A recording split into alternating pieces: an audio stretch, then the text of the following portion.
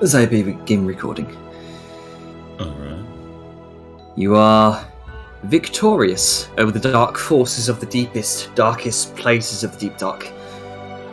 You defeated Tharadol Ashbite, progeny to the corrupt deep dwarf Ashbite lineage. You defeated Mortath, seemingly, for now, traitor illithid half-lich to the occupied colony of Shoggoth, now free from the grasp of Necrathis, a pale beholder and mastermind of these dark forces. You returned victorious to Vadmir's Twilight Underground Grove for a well-earned rest. When you woke up, found yourselves indeed where you slept, but no longer found yourselves in an underground cave. Instead, you found yourselves within the forest itself, having traversed realms in your sleep. You followed the directional starlight across the surface of the crystal egg that you rescued from Necrathis, like a compass, eventually finding yourselves leading a grand procession of the forest's denizens, wisps, fey creatures, and spectral animals, to the forest's heart, an immense gargantuan willow tree that towered over the eventide forest. Nestled within the nooks of its roots, you found a Stonehenge-like fey-built shrine of healing, with an immense mound of earth and vines at its center. Placing the egg atop the mount, it was soon revealed that slumbering beneath this mound was Astria, the crystal dragon. You introduced yourselves, and she thanked you for bringing the egg to her scion. However, it was discovered that Astria, guardian of the ley lines herself, was dying, revealing a mortal wound sustained on her neck by Noctis, her consort turned undead mount, by Umbris, the Dark Magus. It was also revealed that she created the underground grove for Vadmir to discover, and thus to find all of you. With a dying wish, she asked that you all take care of the egg, to keep it hidden and safe, a secret to the world, to keep the scion away from the paths of cruelty and malice, lest the ley lines around her follow that same path. And once it was ready, to take it to a lost city in the Auroran Valley within Iosha. As Sao Yun accurately described, Astria's death ushers in the end of an era, but also perhaps the opportunity for all of you to usher in a new one, as you all possess the egg, the scion, in your possession. It's then that you all awoke to a barren, lifeless cave, where once was the vivid twilight, lively grove, now nothing more than a barren, dead cavern. Vadmir seemed to understand what had just happened, and there were tears amidst a somber atmosphere as you left the cave to find the rest of your allies. You found Daning Pyrefist, your Deep Dwarf Pyromancer ally, was in the midst of making history.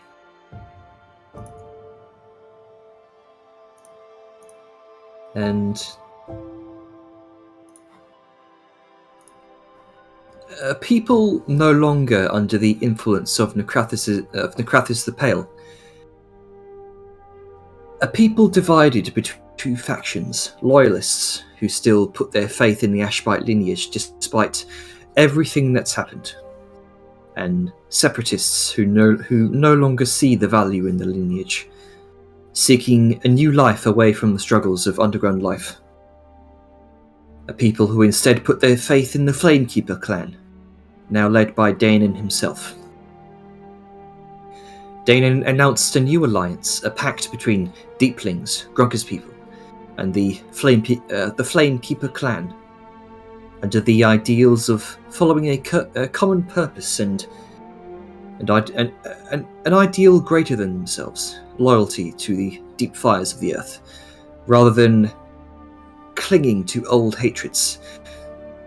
An unlikely alliance between Goblin and Dwarf. With Liska and Aj's aid, a significant portion of the Loyalists turned to Danon's side. But it seems as though many Loyalists were set in their old ways, under the leadership of a battered and bruised commander, who Liska sufficiently berated for his decisions. The Loyalist faction began to make their way back home to their citadel of Blackforge. Liska hushly prompted a nearby pack of Arrakis to bring word to the rest of their kin to eliminate this Loyalist faction as they retreated through the tunnels, lest they gather strength and become a threat in later years.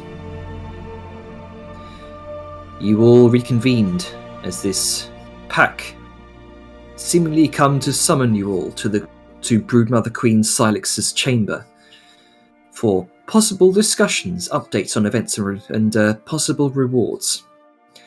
You ventured through a nearby reconquered waystone. So,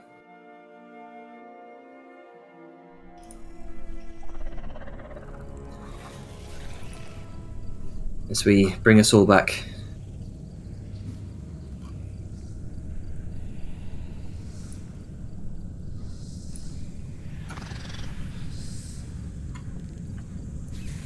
Alright. Nice narration. Giant map.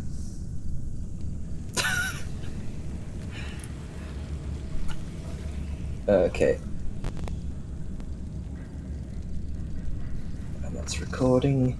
Yep, that seems to be recording. Let's get running. Yep. Okay. One by one, you're all sucked through oblivion. It's still a very disorienting sensation as you apparate. As you all apparate into the ancient Cyclopean city of Kotor. Atop the colossal monolith-like tower in its center, you stand atop the blackened ziggurat, built at the tower's apex. The four spines at each corners pointed up like curled legs of a spider. A cacophony of chitters and shrieks fills your ears as you look above to see the interlacing tangle of webs that stretches up into darkness. Hundreds upon thousands of glistening forms climb and nestle within, both diverse and terrific in their insectoid appearances. The smell of stale mildew fills your noses, as well as the slightest hint of decay as you look upon the countless huts and cocoons of woven web coating the cave walls and numerous ancient stone structures. The return to this city, the site of Kotor, to most of you is still as unnerving as ever. You can see, just around you, nearby, there seems to be a small procession of numerous Arrakis that seem to have been awaiting your arrival, smaller than before. As there's definitely a trust that's been gathered here between both parties.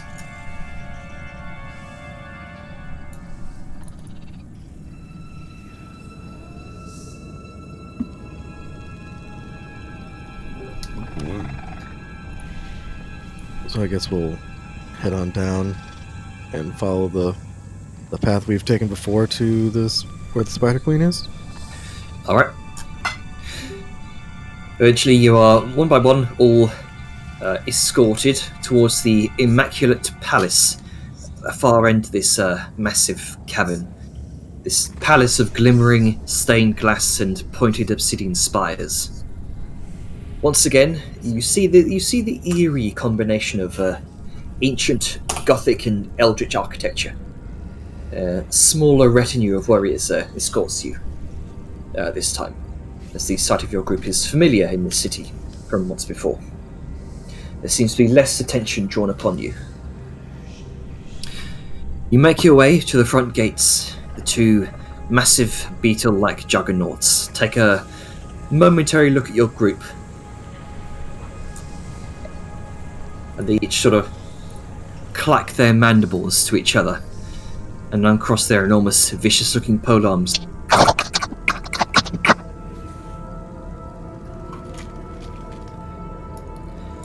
You're led through the familiar, tall, Gothic hallways of the dark, glimmering stone. Occasionally, you run into a number of thinly spun webs. Some of them cluster in various small nooks in the carved black stone where smaller colonies of tiny spiders make their egg clusters. Eventually, you are led to the familiar sight of the tall, octagonal antechamber of the magnificent, glowing green broken glass that fills the chamber itself with light. The weave of web, like a doorway, kind of seems to closes behind you. The warriors remain on guard on the other side. The seer acknowledges all of you and says, "Please wait here while I notify the Queen of your arrival." All right, very well. seer then... Oh. Go ahead. Just that never getting easy to listen to, clacking. That was in character. Ah. The seer then disappears beyond the weaver web, leading into the royal chambers beyond, and you have a moment to yourselves.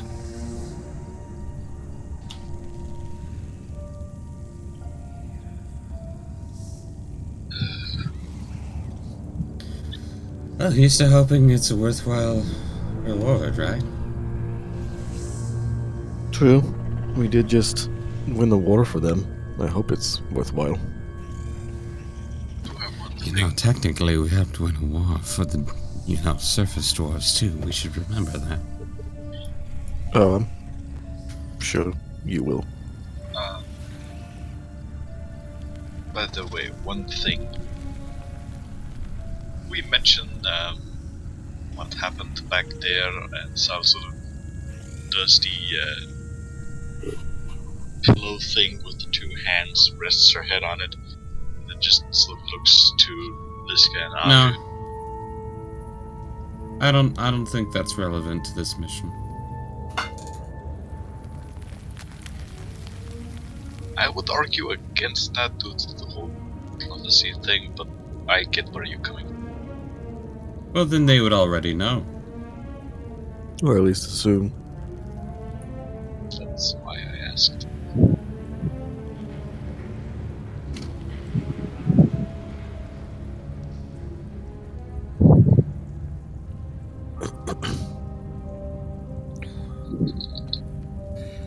Alright.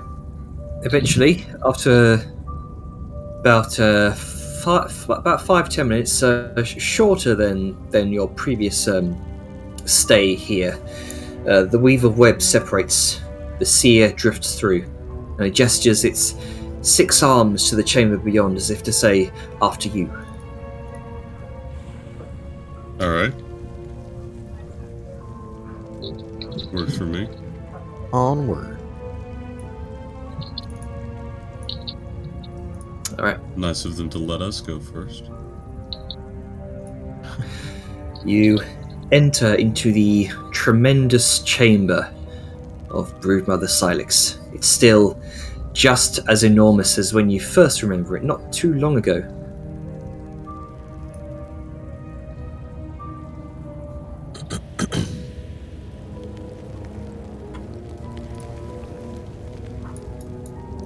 And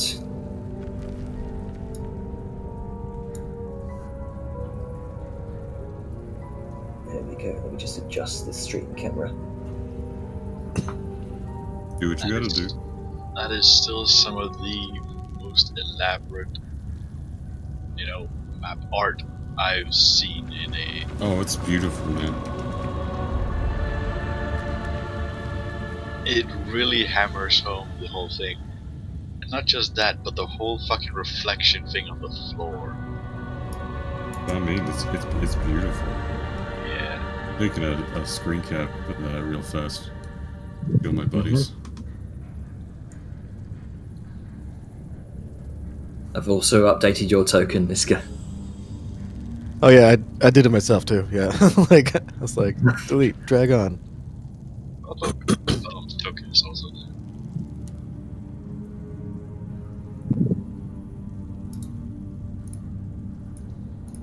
there. Vellum isn't here, so let's get rid of that. There we go. There we go. So, you see the multicolored light dappled through the grandiose stained glass, comprising the depictions of the Twilight prophecies, and it bays the other end of the chamber. A massive juggernaut steps out of your way as you enter, closely keeping a number of its eyes upon you. You see a number of seers that seem to be awaiting you, and their gaze locks upon the massive beholder skull. That's being dragged behind Liska.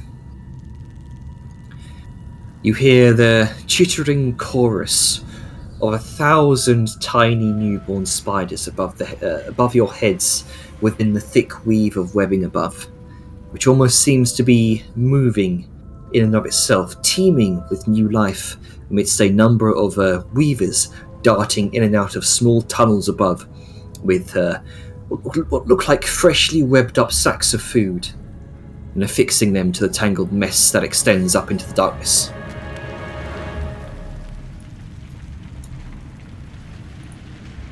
There's a long moment of eerie pause and quiet before a voice tingles up your spines and into your minds with a certain cold comfort. I welcome you once more into my web, children of fate.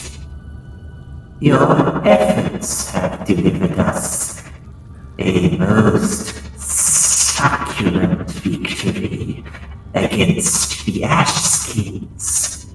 I and my children are most thankful.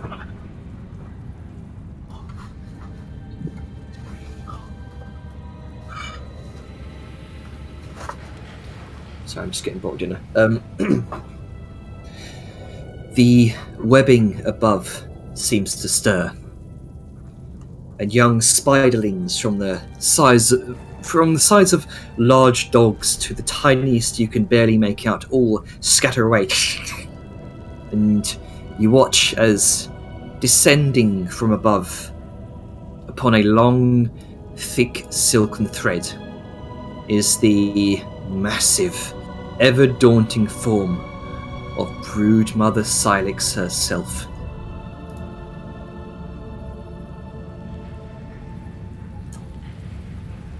The silken threads twist as she descends, revealing her underside for a moment to be covered in thousands upon thousands of tiny, crawling, newly hatched spiderlings, where once were thousands of tiny eggs last you met her. And she unravels a slain deep dwarf from a web sack in her mandibles, which has already been partly turned to soup and devoured. She gazes upon all of you expectantly.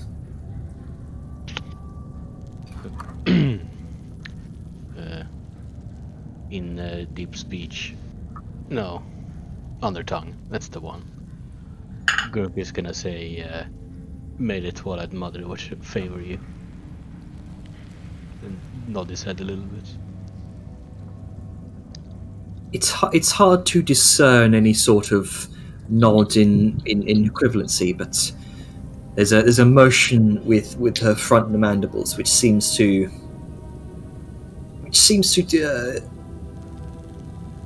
defer to a similar sort of how would you say it? Greeting, decorum.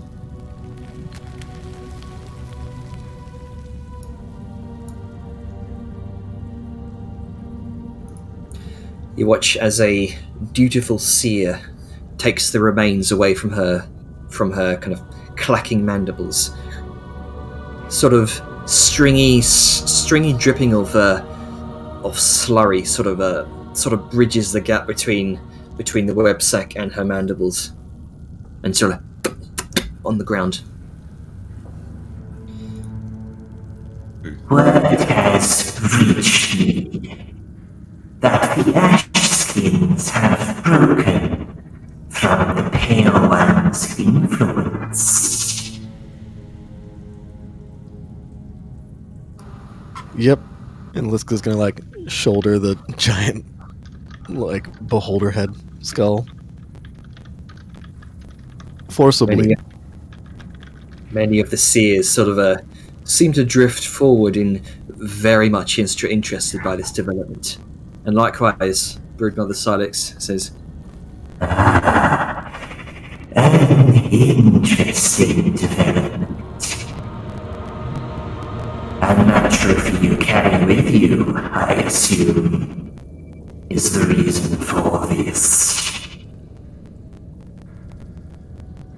You said forcibly. Well, yes. It's hard to maintain a connection when you're dead. I would most enjoy hearing of your endeavors since we last met.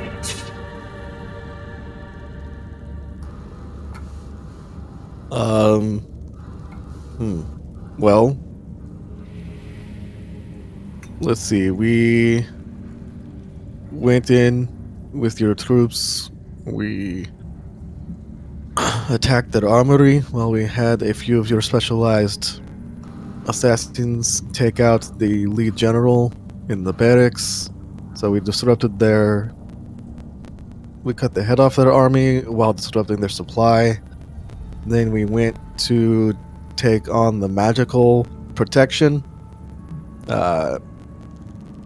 killed some hobgoblins, freed some elementals, and then... Please, spare no details. This guy kind of gets like a look on her face like, God damn it. Like, I'm not a storyteller. The mandibles seem to clack enthusiastically. Okay. Do you want to trade off? If you don't want please. to. That's... Okay. Yep. The massive Alright. form of Silex clacks her mandibles over to your direction, Arja. Okay, so, of course, this is Liska. She is the brains behind much of what we did as a highly skilled soldier. She is much better at making the plans and acting on them than recounting them. I, however, as he lifts up his book, filled with little magic lights, have some more experience and comfort. As he kind of like looks over to Liska and nods. As you lift up the book and open it, you notice one of the seers behind you seems to shy away from the light, almost kind of clacking its mandibles in a hiss. Yeah, of course. Let me pull up my notes. Hopefully everything's saved today. So, as was said, we had taken the foundries. It was a difficult fight. Drunka This one here, his people there were enslaved. It was a very difficult fight, one that involved scaling mountainsides, descending with the use of slow falls to create ambushes, steal weapons, destroy machines, and disrupt controlling circles that bound purple worms. After great fights there, we were able to move inside. There were more dwarves and a guard. We saw Pale Envoy, Mortath, working alongside a interesting hobgoblin. Kha'Zix, a warlord who had interesting machineries of violent bolt throwing and explosive nature. He was defeated soundly, but fled like a coward. We went on a rampant chase. We were able to find him, and I believe it was his daughter, Fizzy. Yep. Do you wish to say anything on that matter, Grunka, considering your relation? In deep speech, thunder tongue rather. I keep mixing them up. He's gonna talk to her. They were part of a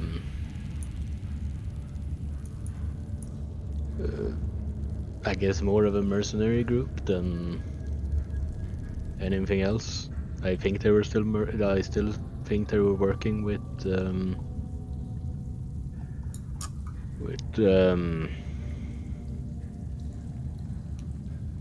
okay, now I forgot what the hobgoblin, what the archgoblin is called.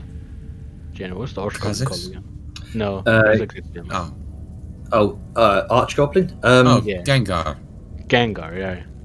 Gengar the Magnanimous is the Yeah. full title. Magnanimous.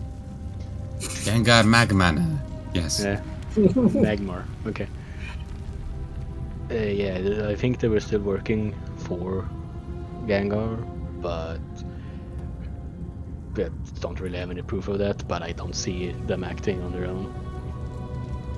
And they were specifically looking for the Heartfire crystal and the kind of gestures towards it.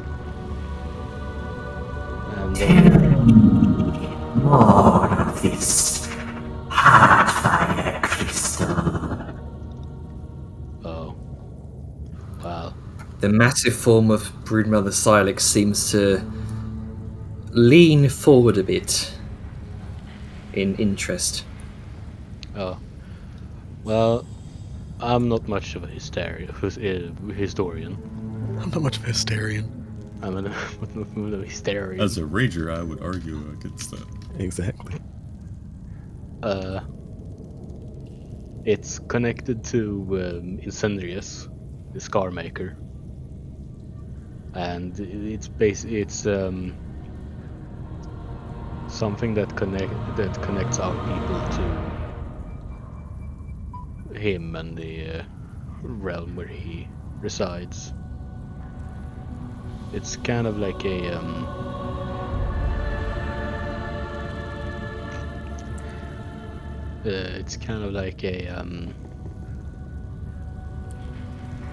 Tether. yeah, holy symbol. That Something works like too. that.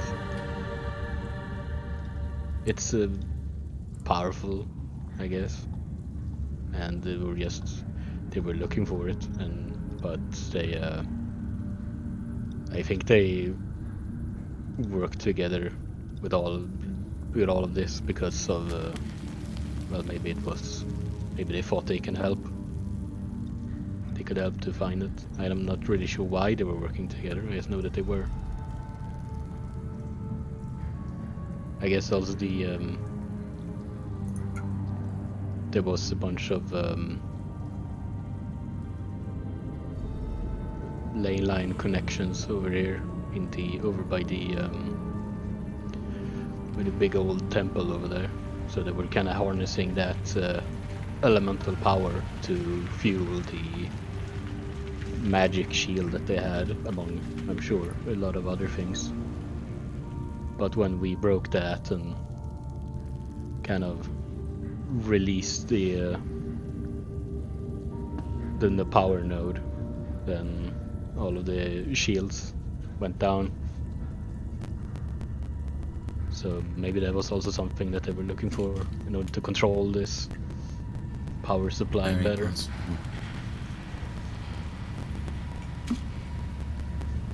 Yes.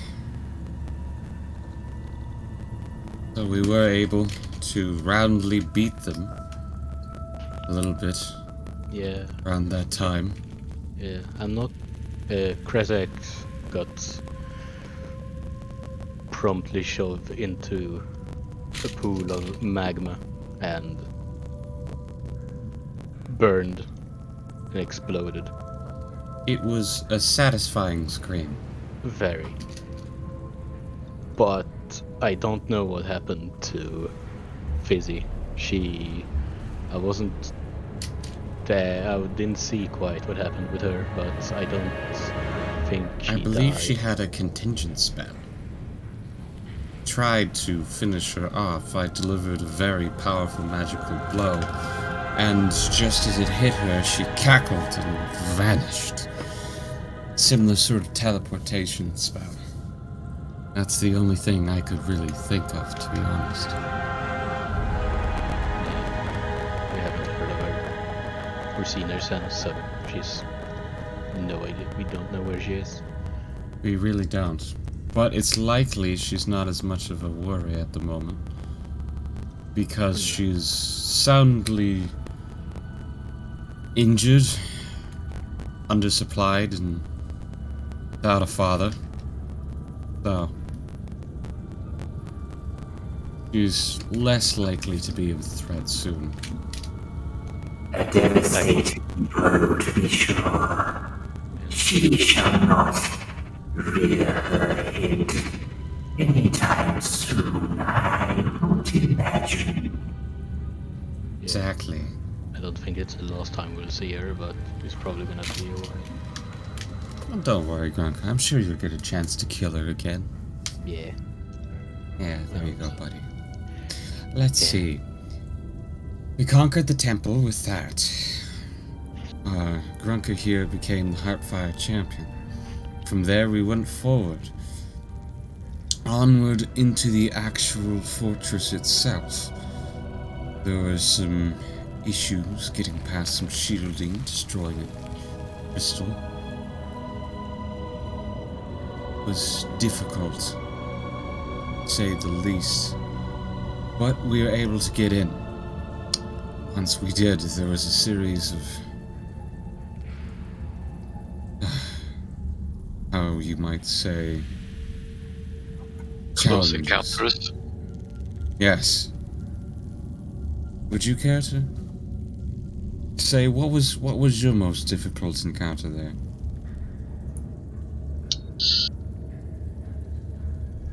The entire thing, to be honest.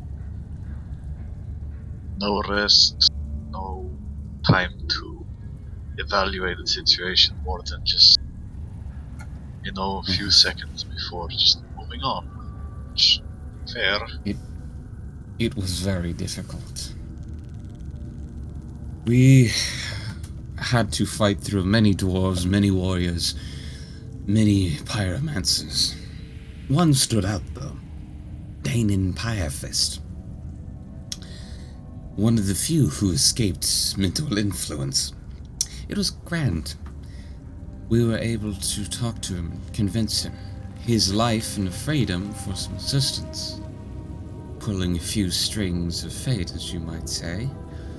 We were able to convince him to take what people have roused in the end from their mind-controlled slumber and flee to the mountains far to the east, across the sea.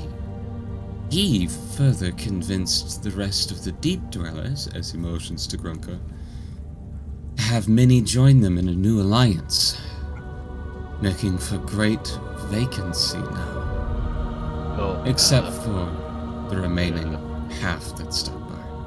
yeah. It's deeplings now, not deep. Yeah, Deeplings? yeah. Okay, sorry, I didn't hear that bit. No, it's okay. Okay, the deeplings. Yeah, we kind of did a bit of a disconnect from the other goblins. Many moments solidified in history. Yeah. Yes. There was also this. Whenever we, you probably never knew. Well, I think we told you, but you never experienced it, Augur. But it was whenever we slept, we had these The visions. dreams that caused us very They were very distressing. it changed us a bit.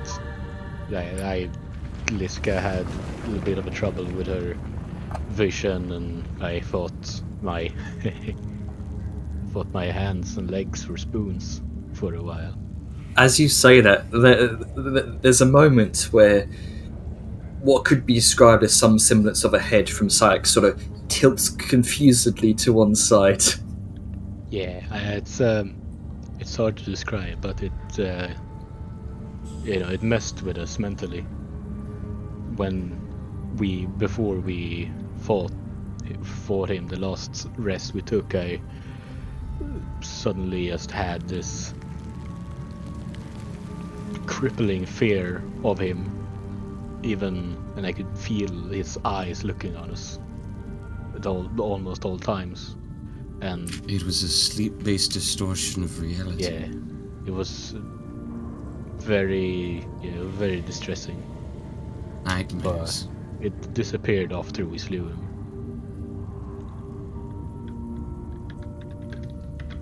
It was a difficult task.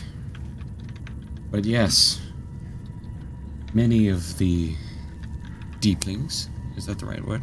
Yeah.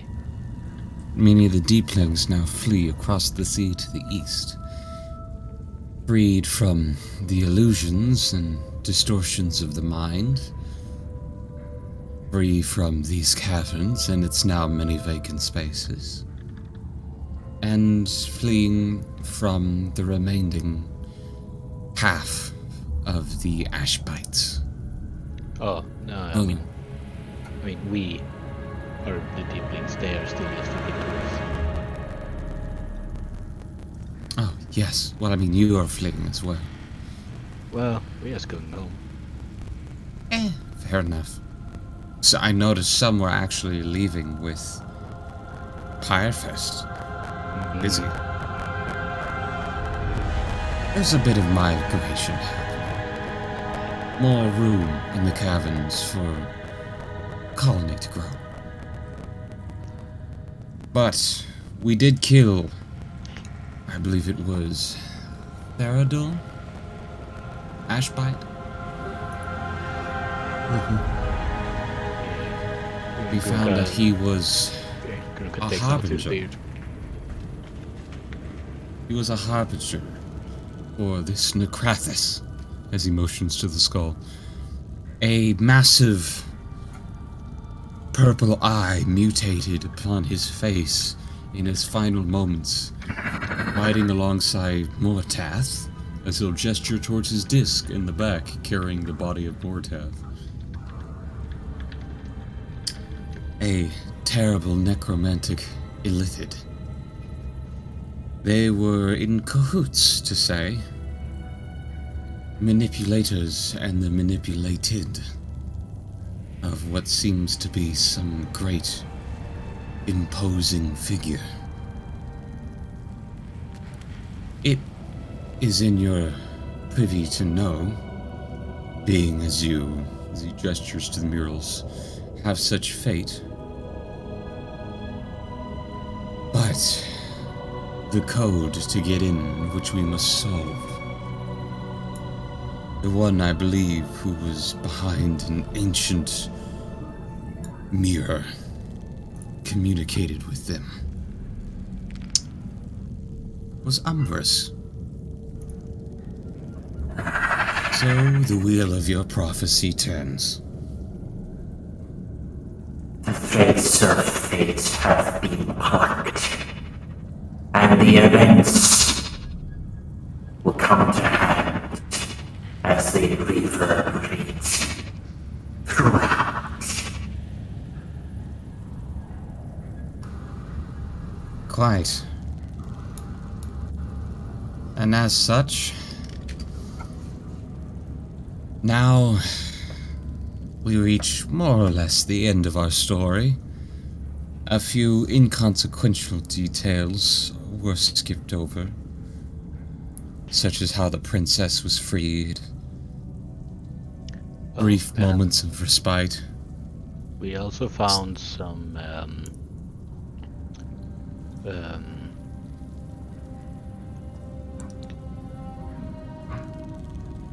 fuck, I forgot what they're called. Mole people. Moldavians? Ah, yes. Mole and rat people. Yeah. I'm not entirely sure how useful that is, because it's further away. It wasn't too far from the colony. Our people, my children, have encountered them from time to time. Yeah, the Molotov. Sometimes a nuisance, other times food. Yes, I'd be surprised if I didn't necessarily feel it important to say. No, You seem like you would have known. it's just curious to find them so close to the Mind Flayer colony, and also that there was a skitch among them, Yes. because they are, as you probably know, not very friendly with each other anymore. They may have been warring from the way it looks and how they are grasped in those tentacles. A mortal squabble, to be sure. With very mortal results. I digress. I believe that is good for our recap. There hasn't been too many details of extreme importance I've missed. The pale one, the beholder. This makes much sense. I would have seen such a revelation sooner. But the children of Valhadar, paranoid as they are, cloak their actions and deeds from even the portents of Catanix herself. That you slew a chosen of the sight beyond sight speaks magnitudes of your skill in battle. Yes, well, one of us died, as he points over to Sao Yun. But we have remedies for that. Sao just gives a short wave, like, you know, the really short, kind of tired wave.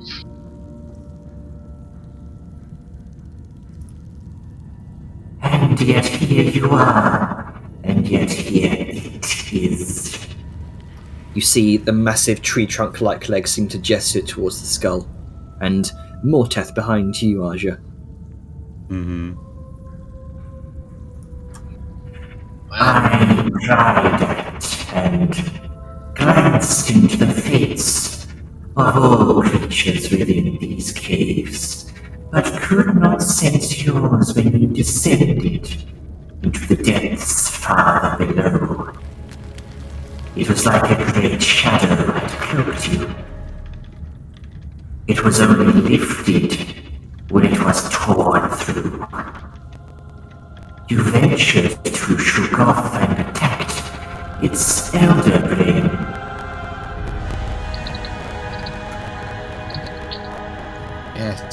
true. We were unable to fully defeat it, as the entire colony came to defend it. I sense it now. It is free, but hurting, in pain. It's Gave it Okay. back.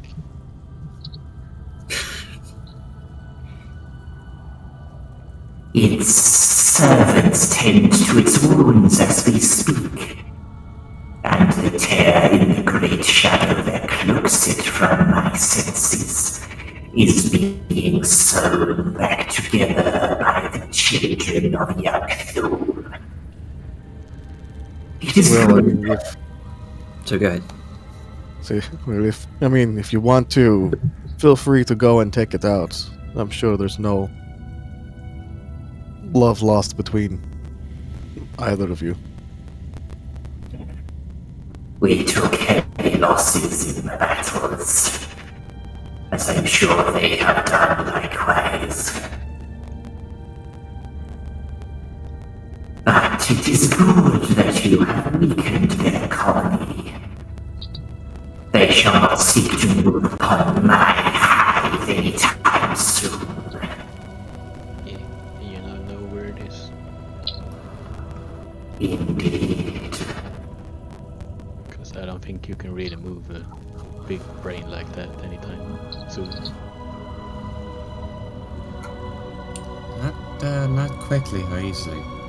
No. Just, You just have to be good at, like, opening sphincters. yeah. The doors were interesting. Just be careful of the lake on the way there. There's some creatures living in it. The Aboleths. Their cities died long ago.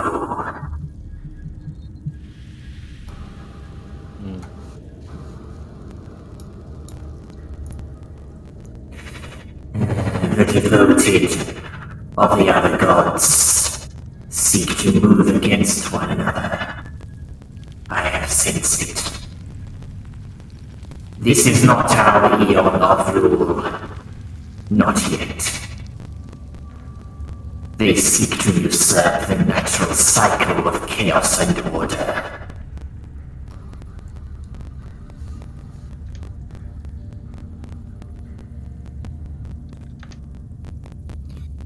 What is your Eon of Rule? Silex gestures a long, trunk-like leg towards the first mural in this array.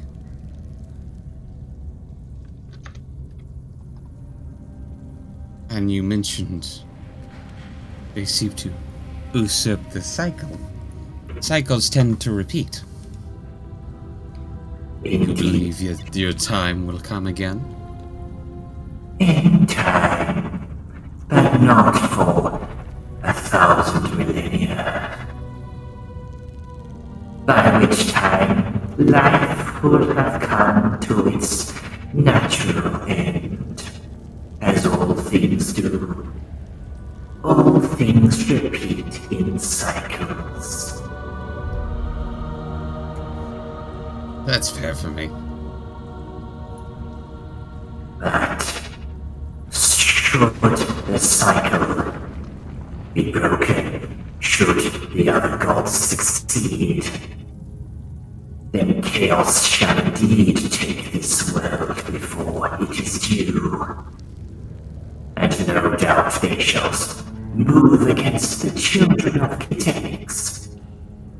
The only devoted who understand that the cycle must not be broken, or all shall perish.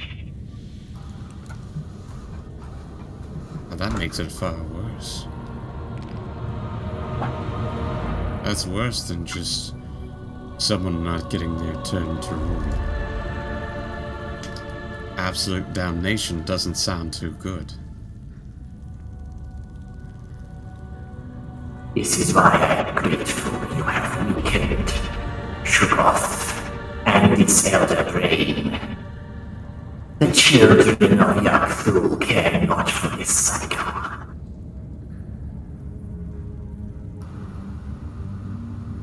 Now, why would they not care for the cycle if it means the destruction of all things, including themselves?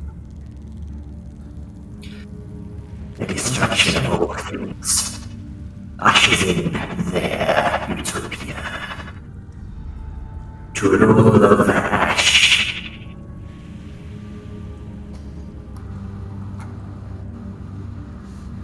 Ah. I thought, I'm which just one was gonna it? go out and Girl Barath? I thought he would have preferred that. I should. I imagine Gorboroth would. I What is think it saying? this is them having reasons that are beyond our comprehension. Just It's very possible, yes. I'm just very curious. as you always are. It's my job.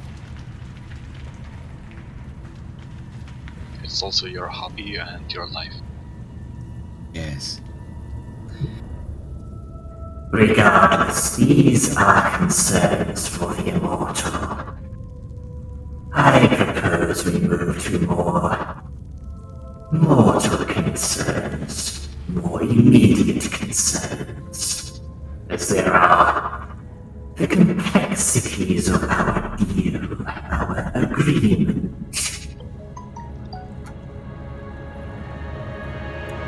It's worse. Like, hold on, I have a message. It's like, Hold on, I have to typical silence my silence. sending stone. Do-do-do-do-do. Turn that shit off. Sorry. Did you not see the sign before going in here? Yeah. It is an undertongue. I can't read that. Sorry. Silex continues. He says, You agreed to wipe out the Ashskin threat. There have been developments spurred by your involvement and aid that has shaped this goal out of your hands and more easily in our own.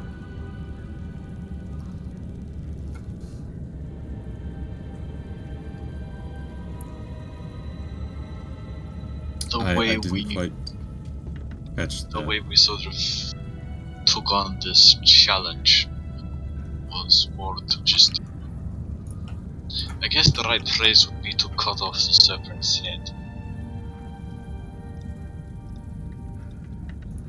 And so we did. I think we've quite effectively eliminated the threat. They're no longer a threat to you. Ah, yes. And the most powerful and capable have fled the continent, abandoning this place as their home.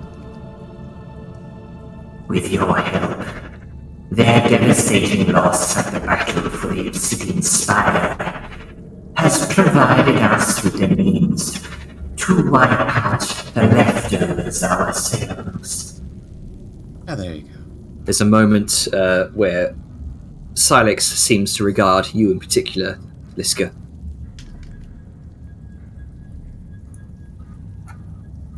Liska's just standing there stoic. She knows what she's talking about, but she's not going to say anything. Hmm. It's probably for the best.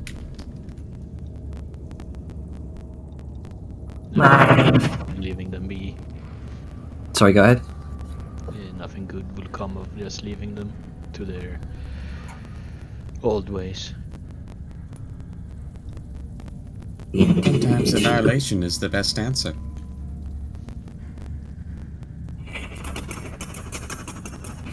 My scouts tell me that a rift has formed among the ranks of the Ashskins, those still loyal to the king's lineage, the Ashbite clan, and those loyal to new leadership in the Flamekeeper clan. How much do you know of this? Oh, yes. That's what I was talking about with the one pyromancer who escaped mind control. I was able to convince him to be a new king, but instead go over to the Commonwealth. That way, they just flee away. New loyalties are made underneath different groups. The Ashbites are no more, except stragglers. The bulk of them have gone and sworn new allegiances, so they're not the Ashbites posing a threat to you. And you have more room to expand your home. There's a moment of best you can read with your passive insight is, let me check. Higher than mine. Yeah. Passive 16. insight. Yeah, 16. You can definitely read a sense of disgust over Silex's features. It seems as though part of the agreement was to completely wipe all of the Ashskins out, and she is reticent to allow them to live.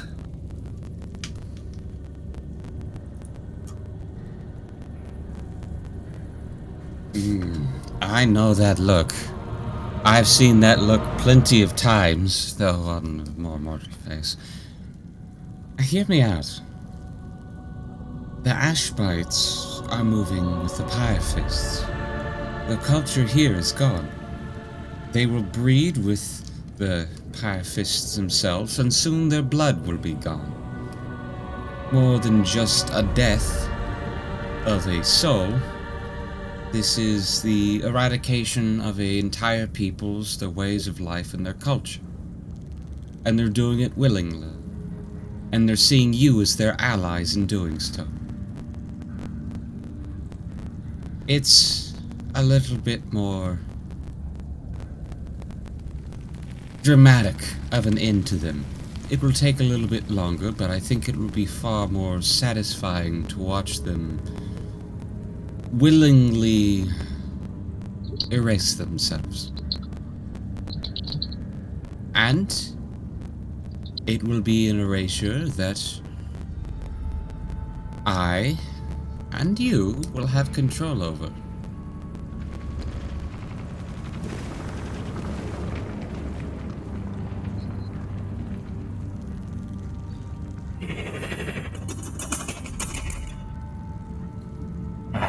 Complex situation.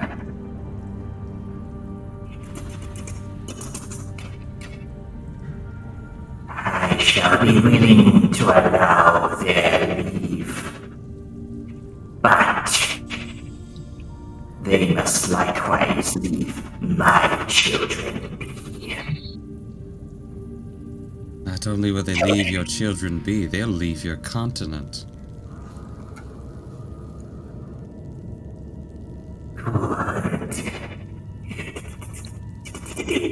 Take them with you as prisoners of war, refugees for reintegration to your service kingdom.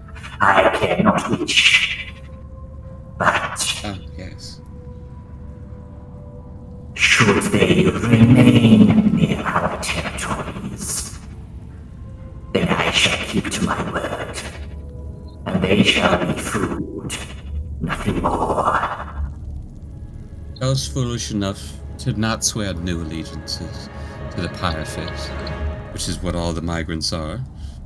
Those foolish enough to remain as the scattered forces that you shall wipe out deserve to have their, those emotions to the sack, lives turned to food. Because they are fools.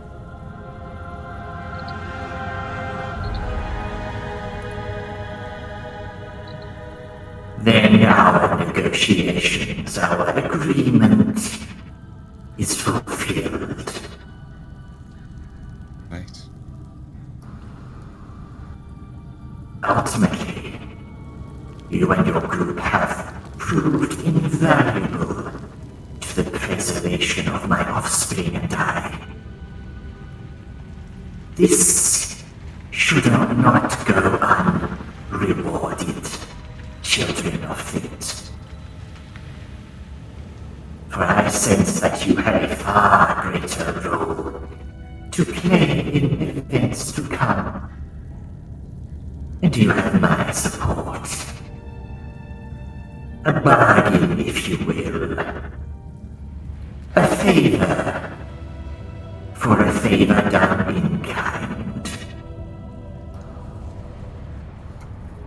Without even so much as a twitch of a mandible, a seer drifts forward, holding a long, blood-stained, vicious-looking great axe of dark steel and golden designs. Where the blade connects with the haft, you see a metallic design that almost looks like a dwarven skull wearing a crown. The seer holds it out to your group. Liska will Well- graciously take it. I'm just gonna be honest, I don't like this scenario and the way she sort of words things, because I'm just like, what? That's me out of character.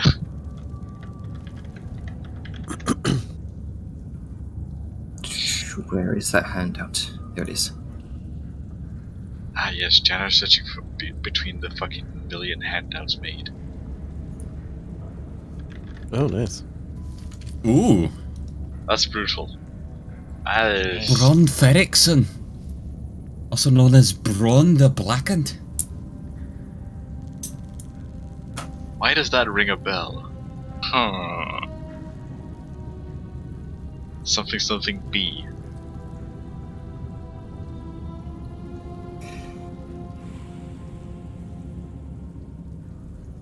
Silex continues.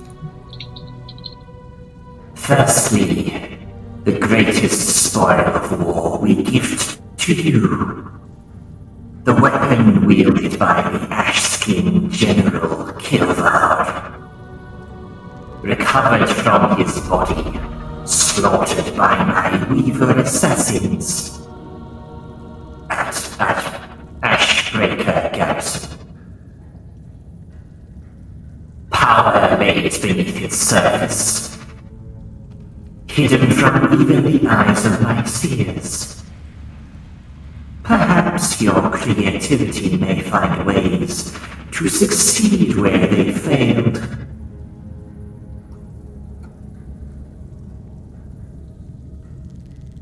That might be arranged.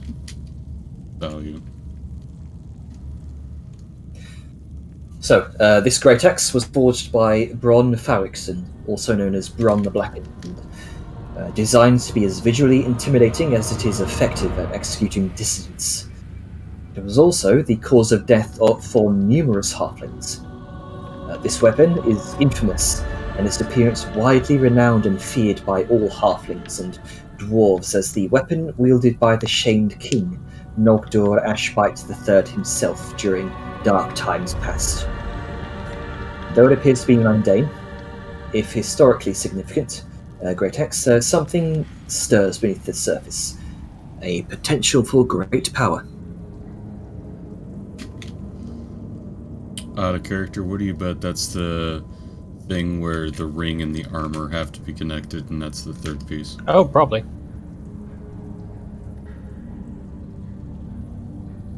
Forgot about those. So, yes, that's what I'm guessing.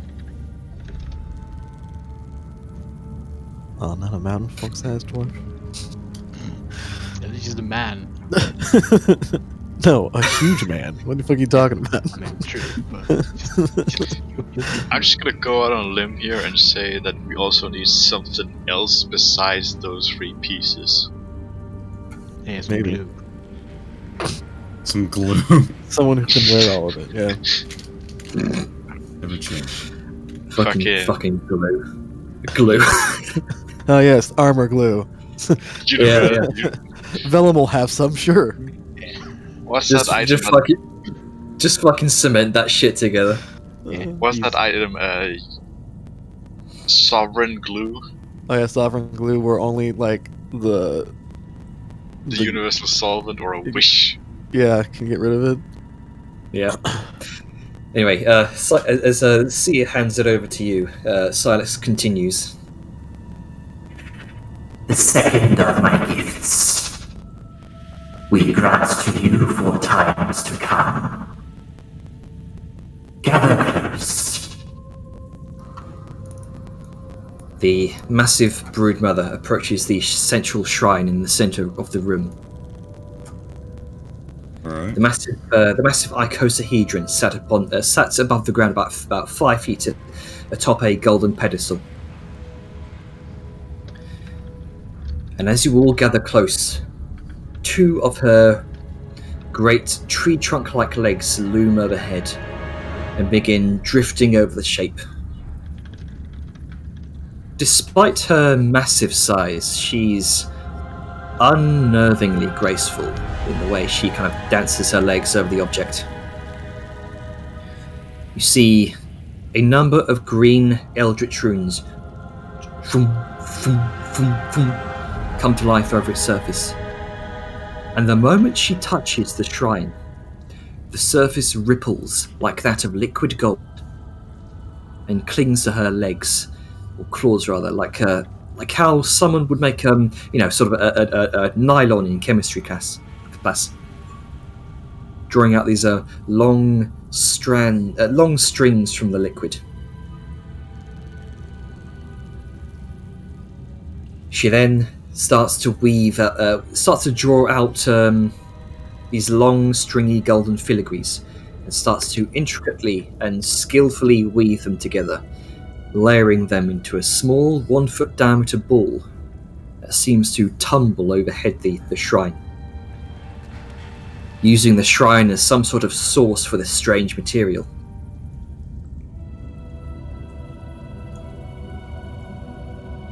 As you all look on, she looks very much like a master seamstress.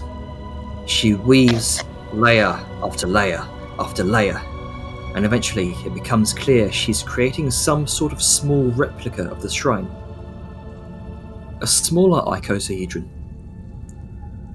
You can see parts of the gold liquid seem to harden to the consistency of green crystal, giving it a sort of prismatic properties. The geometric crystal shape shines alight with the eldritch green, and you notice shapes within the crystal beginning to form.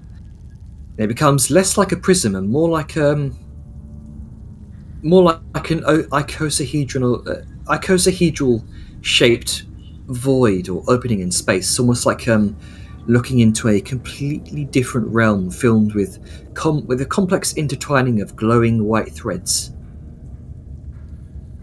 with a backing of luminescent green. And the faces of this geometric shape are eventually woven, enclosed and framed along the edges by ornate black stone, and the points, the vertices are capped with runed bronze. And the now completed object drifts down to all of you. It's about 1 foot in diameter, about as large as a football or a soccer ball for those across the pond.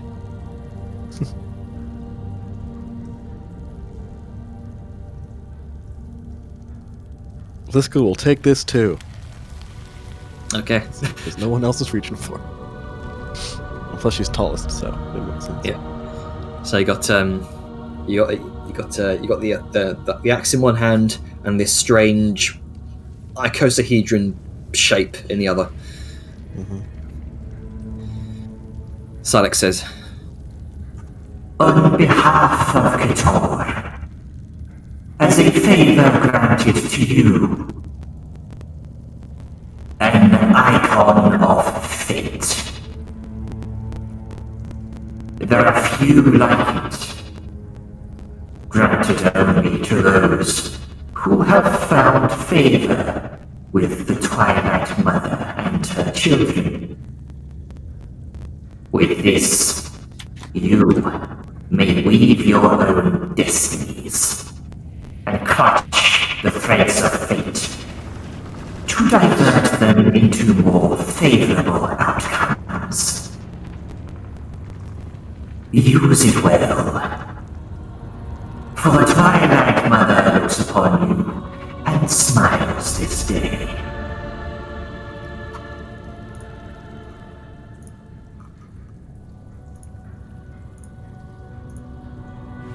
And with that, you gain the knowledge of what it does. This icosahedral prism of dark stone, brass, and green crystal is approximately 1 foot in diameter.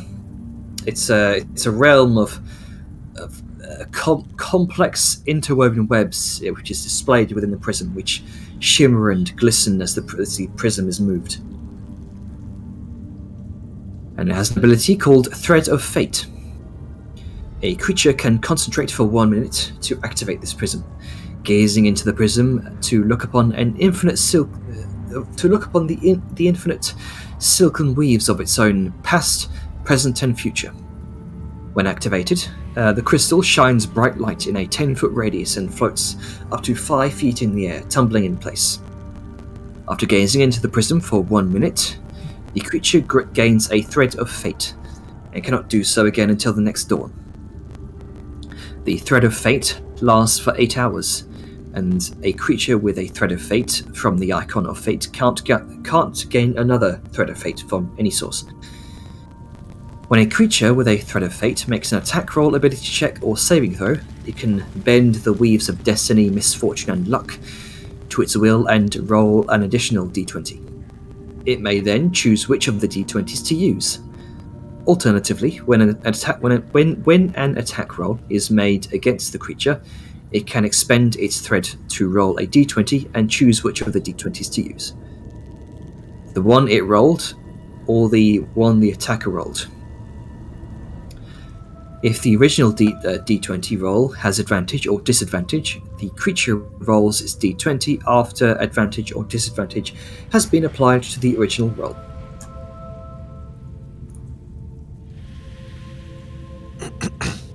We literally got a in-game D20. In-game. Yeah, that's one of the things. I think I was muted when I said it, but we literally just got the lucky feat. Yeah. Oh, I mean, kind of. It's more like we an do have to alternate concentrate inspiration. for a minute to do this. Yeah, but then we get basically a thing saying we can do it. We concentrate for for a 8 minute at the hours. start. Yeah, it lasts so you for do 8 it hours. at the start of the day. It's kind of like if you mashed the divination wizard's ability augury into inspiration. Yeah. How many Yeah, it's just legendary items a are we luck up point. to now? Lots. 2. We're not even level 10 yet. We're about to be. I mean, yeah, but Slayer's Blade Still. and Icon of Fate. And maybe a The set. Slayer's Blade has We might to have go a away set item, eventually, y'all. But Sad. Yeah, maybe the next time it's gonna be a legendary D6. honestly, give it to all your damage. That'd be hilarious if it's like, can you imagine like, yeah, D20 and then we see this like a legendary D6 and it's just for like rogues for sneak attack. It's like just random like a D12 for barbarians. It's like, this is really interesting. I like where this is going. I'm so down for this idea just because I'm pretty sure we're gonna run into more of these spider things at some point. So, maybe? Each of them have a different size die? Hey. Or maybe it's like the old, maybe it's not the spiders necessarily, maybe it's like the old god children. Like maybe if we befriended the Illithids, they'd be like, here, have this D4 of fate or something. Just like, sweet. Of course, the Illithids would be default. If they're assholes. Yep. Fucking Illithids. Hate Illithids. Okay. Fuck mind players. Yeah, who would work with those guys, right? Right? Yeah. Only assholes. Kind of doing it completely. Yeah, let's just kind kind of do her I'll bow. hold that. And The then she'll, restart soundscape is crackling. That way you can get the next thing. hands it off. Thanks. Anything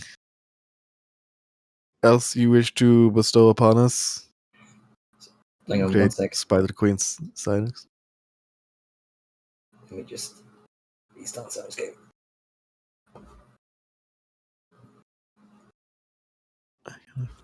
Have been.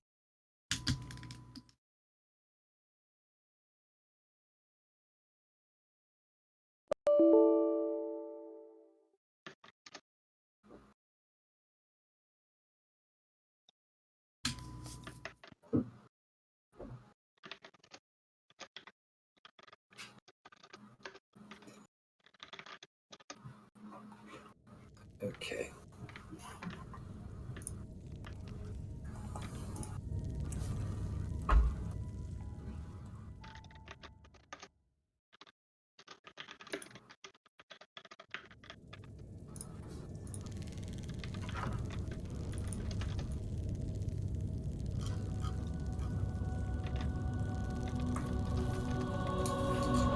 So, Silex kind of leans forward for a moment. She says, Keep the icon hidden. There are those who wish to find its source, and they would do well not to come looking.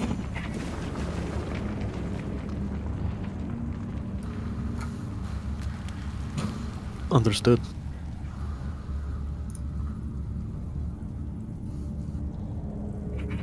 But I am satisfied with the outcome of our cooperation. I will consider our agreement fulfilled. Unless you have further questions.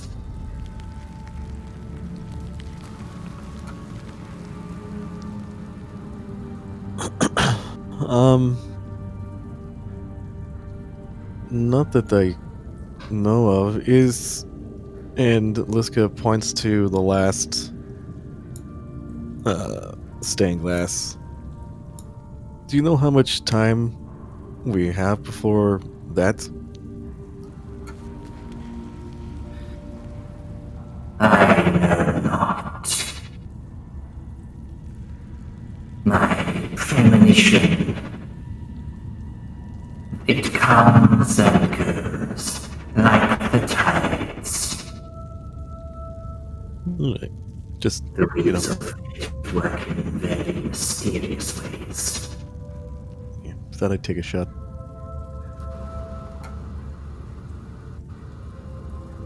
Well, it was a pleasure doing business with you. I am glad this war was victorious for you, and if you ever need help fighting battles, you know where to find me.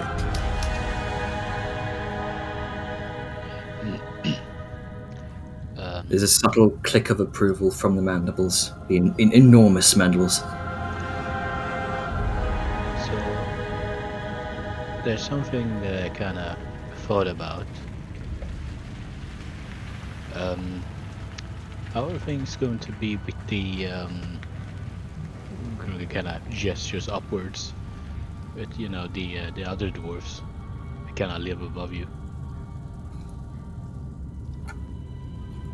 Because dwarves, they're probably gonna wanna keep digging and finding stuff, so maybe it would be best to establish some sort of thing that they stay over there and we stay over here, kinda. Perhaps when you return to the surface, you can notify them. Yeah, maybe we could set up like a what do you call them? Like a Trade route? yeah, or like a meeting. Just to kinda- Ambassadors. yeah, some ambassadors to talk with each other and kind of draw some lines and set some rules and stuff, so that You they live in don't peace. end up coming down and warring you because they want their their mines and whatever. I'd actually quite like to do that. Keep everyone, civil with each other. Establish your boundaries. Make sure that no one has any leftover issues. Any accidents, because I'm sure they would be happy to leave you alone as much as you want to be left alone, but I'm sure they still want to be down here and mine and do dwarf stuff. I don't know. The greed of dwarves is palpable.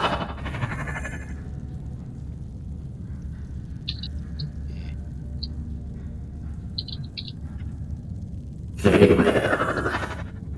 We may continue with this ambassadorship.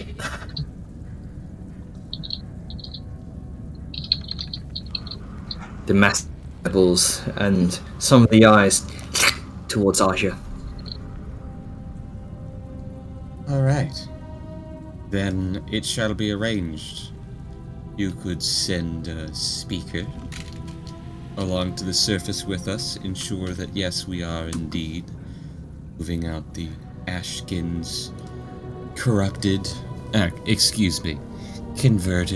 into Pyrefists, and that your clan is rightly left. We shall not send our kin to the surface. We shall meet halfway. That is fair. How about in the mines where they originally brushed against you? That's a familiar place and a perfect place to settle any quandaries. So long as this meeting is kept secret, so long as their attentions are diverted elsewhere, so long as their greed does not interfere with my children. I think I know a princess who's very cooperative with your people. And I'm sure her dad's probably gonna listen to what she says and kind of owe us a favor to not kill the spider people. Then so be it. Your princess will convince her father.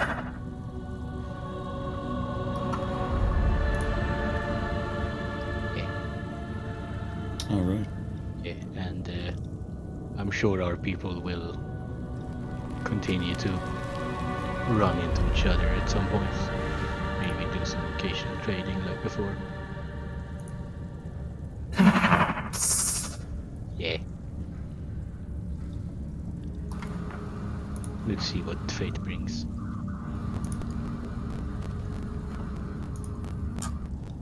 Unless you have any more questions, you will be allowed to leave and return to your service kingdom.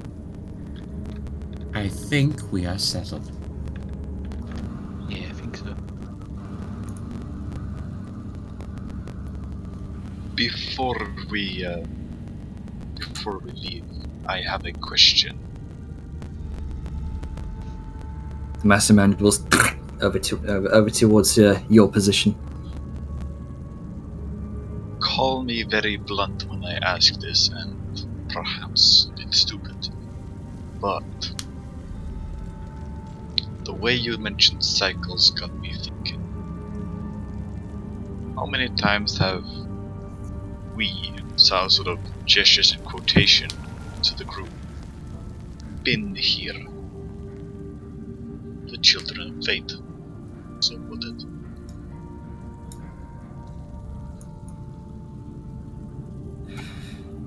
Aja, you, with your passive insight, for the briefest moment, you swear you you see the mandibles twitch in amusement at this question of a mortal. And what was... I'm sorry, you were a little bit quiet, Ducky. Let me turn you up. What did you actually say? How many times have we, quotation gesturing to the party, been here? The children of fate, that is. Oh, that's some dimensional shit.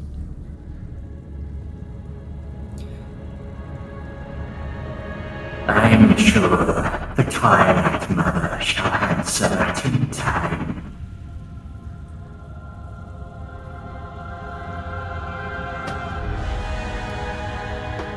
Perhaps.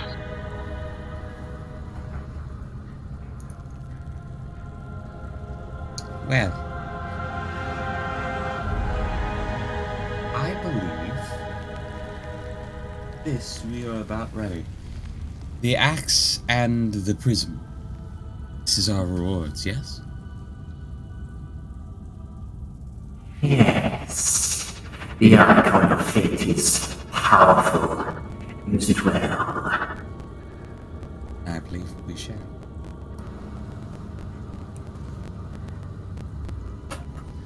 Alright then. I believe we are set, folks. Shall we be off? Sounds good.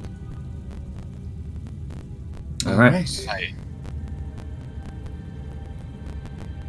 Good luck to your people, and I have a feeling we shall be meeting again soon for our negotiations.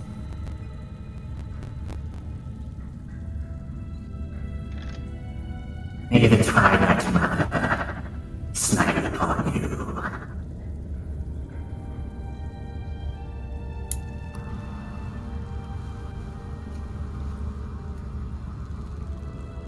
All right. With that, one by one, you are escorted out of the chamber by the large juggernaut behind you, a couple of seers to your side, making your way back out into the city of Kotor. Small procession of guards following you as you once again touch the waystone. Zoom, zoom, zoom, zoom. All of you are once again dragged through oblivion, and you make your way eventually back to the main cave, the where you met up previously. Do. Zoom the fuck out. Zoom. Enhance. This map is so fucking big.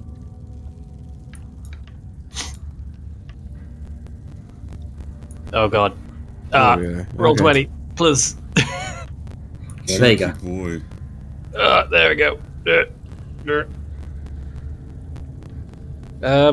As a side note, Janer, since presumably they'll have been gone for like a good few hours, right? Yep. I was gonna tell Vadmir and probably Tora, she wants to listen. I don't know how sheltered she is. About back home. Because it's a vastly different okay. environment and just some nice stories to tell to distract from the horrible shit that just happened. You know, I'm just going to bring you all over to the ambient map. Yeah. Yes, the welcoming embrace of the darkness that doesn't lag us. Yeah. Just so it's easier on everyone's RAM. And chances are we're not going to be there for long anyway. We're going to ollie the fuck outie.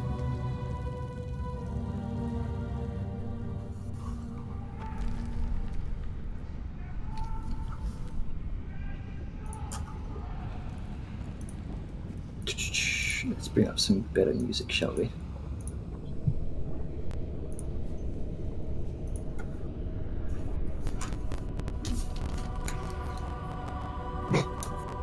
Same. Okay.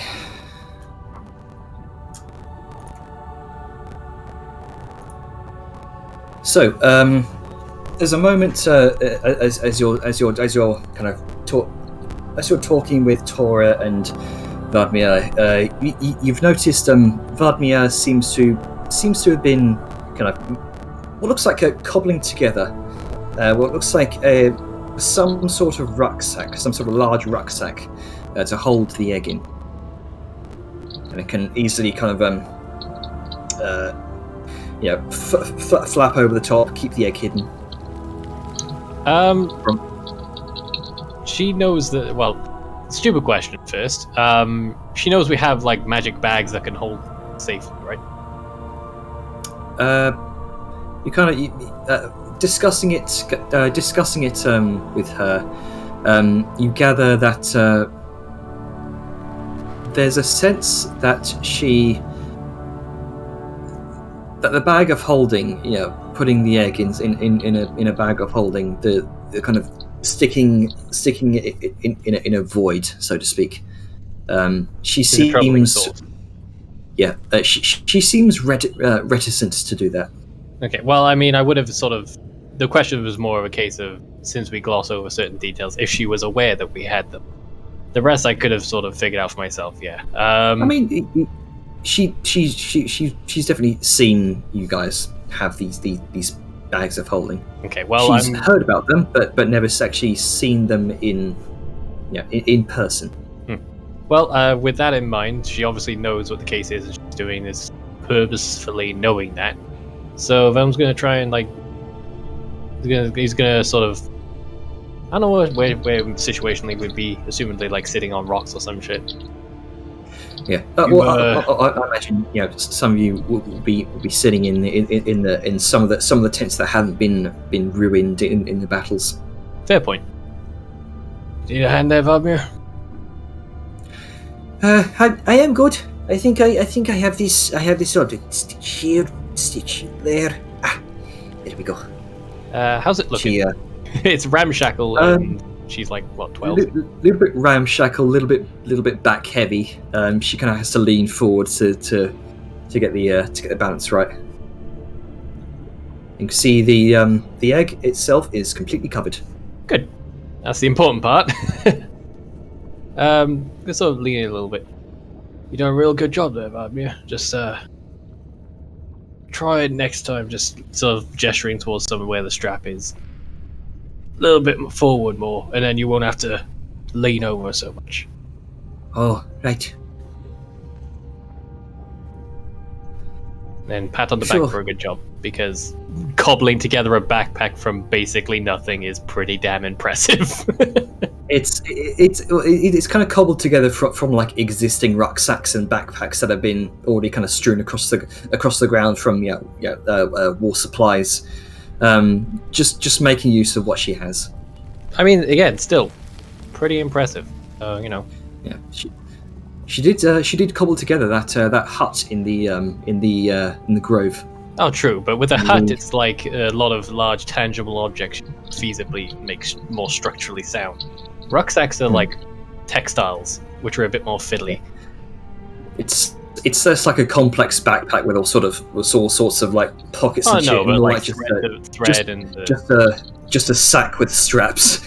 It's nothing special. But regardless, she kind of glances over your shoulder, gives a wave to the rest of the group as they arrive back. So, all done with your talk with Mummy Longlegs?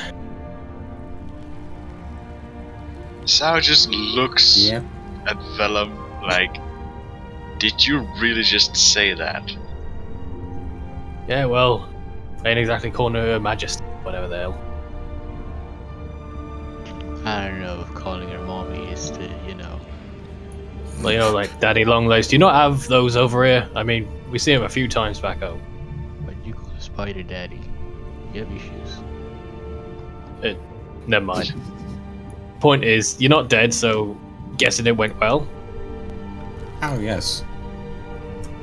You got an axe and a thing. We'll talk about that one later.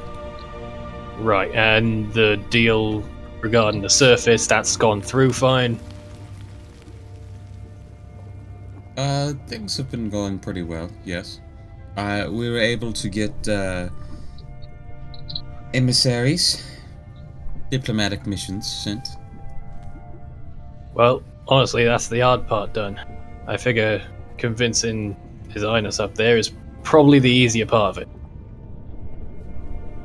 Probably. Well, we do have an indebted princess. Well, we'll have to find out. Shall we get moving? Yeah. Yeah. Let's go to the surface. I wish to see sunlight again. As you all Don't kind think you're the only one. And Yeah. Sarkis looks to Vellum. Yeah. and You with are that, not the- Gab, think. Sorry, go on. It was just a remark. Continue with your spiel. Gab's deafened himself for some reason. I was Oh gonna no. do something. And now we can't hear it. Oh no. Are you okay, guy?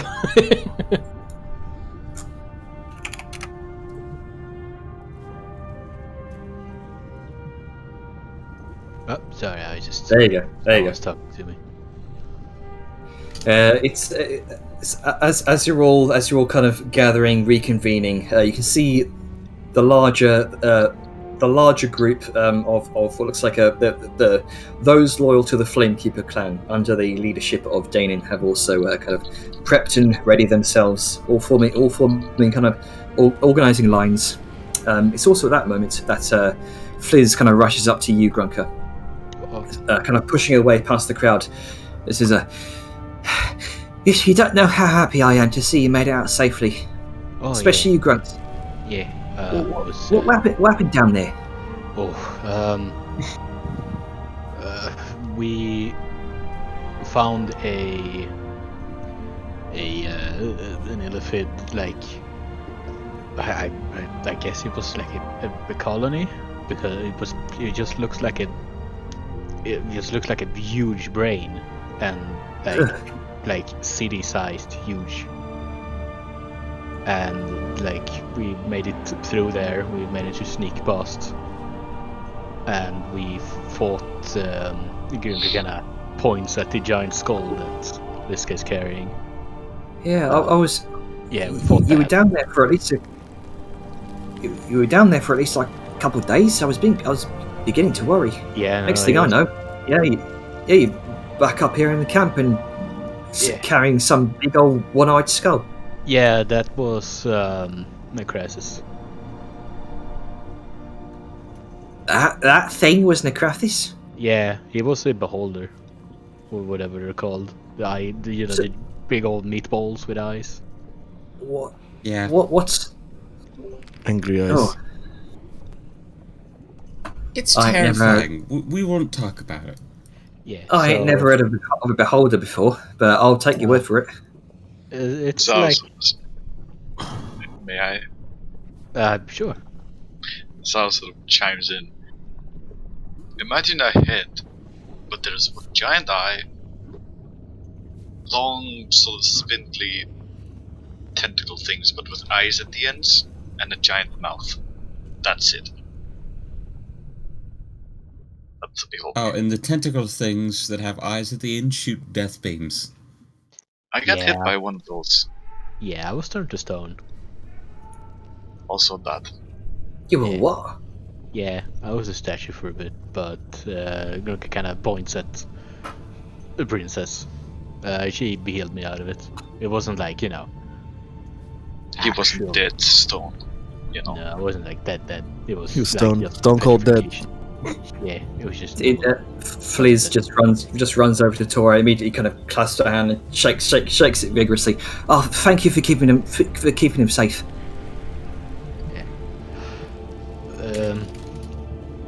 And then. Hey, well, I did what I could.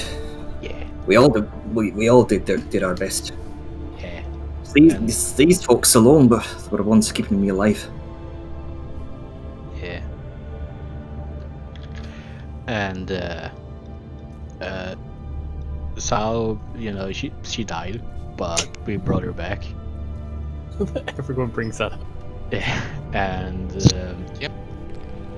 then after he was, so after he died, he was like brought back as like a skeleton. Well, I mean, I guess you could call it a skull. skeleton. It's just a skull, but I guess it's just a skeleton.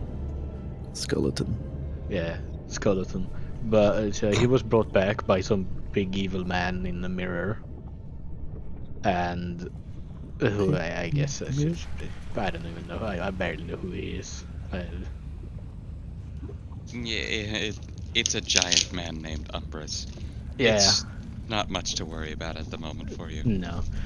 But he was brought back as a skull, and we killed him again, and then all the Illithids came and were, I don't know if they were necessarily, happy with us, but they said that, since we did kill this thing that was controlling them, they let us go without, eating us, eating our brains. I think So- the reason they weren't happy is because you started hacking the brain. Well, we were doing that before they came. Yeah. And it was not being a good brain during that No, fight. it was bad. I think it was also mind fair. controlled. That's fair. Yeah. It was mind controlled, but that's fair. Yeah. And Stav sort then, of stops for a moment and thinks over it, and then chuckles. Mind control. Yeah, it's actually pretty funny. I And can't then we imagine. teleported out. I can't imagine the sights you've all seen. Sounds like you've all been through hell and back. It was something. Sure was something. But it's all done, yeah? It's all over. I hope so. Fucking hope so.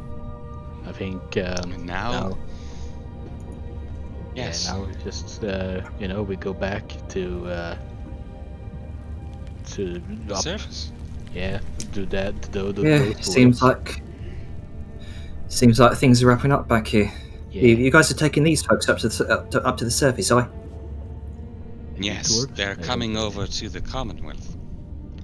Yeah, I guess it's a long boat ride, I guess. But yeah, and I guess Well, you they have guys the are. they have the train. Oh yeah. You think they're allowed to use that? I mean, Maybe they have to. sit Oh, in I the back. assure you they will be. it's Maybe What- them, what's- them leaving. What's a train? I don't know. I just follow what they said. It's like a minecart that moves on its own. It sounds crazy. Right. Right, as thrilling as this conversation is, I'm pretty sure we can use our legs and our mouths at the same time. So, shall we go? We have been Yeah. walking. Vellum, are you okay? Okay, out of character, I didn't hear that we've been walking. I know. I'm just fucking with you. Well, it's, Okay, no, my memory's bad. I may have well forgotten that.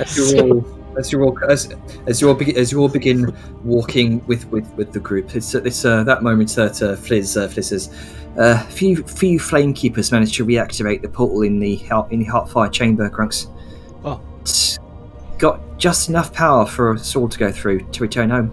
Oh, that's nice. Then you don't Yeah. have to walk. I'd offer you to come with us, but seems like you might still have some business with your friends here. Yeah. Gurka kinda looks off a bit in distance. I think we have more things to do. Even though this might be done, I don't think we're completely done just yet. We've got some other business. Yeah. She was gonna lean down. But you, her heart. You might have hers. Sure, you want to go back into the sunlight, away from your people? I think that At least I, bone before you leave. No. Anyway, I don't Fliz think. just remains silent at that and just Liska looks at Fliz, shrugs like, I'm sorry, I tried. I just don't think that. Yeah, I don't think my my wanderlust is over yet. I can't really. I don't feel like there's still just so much left to see, and Fizi is also still alive. Alright then.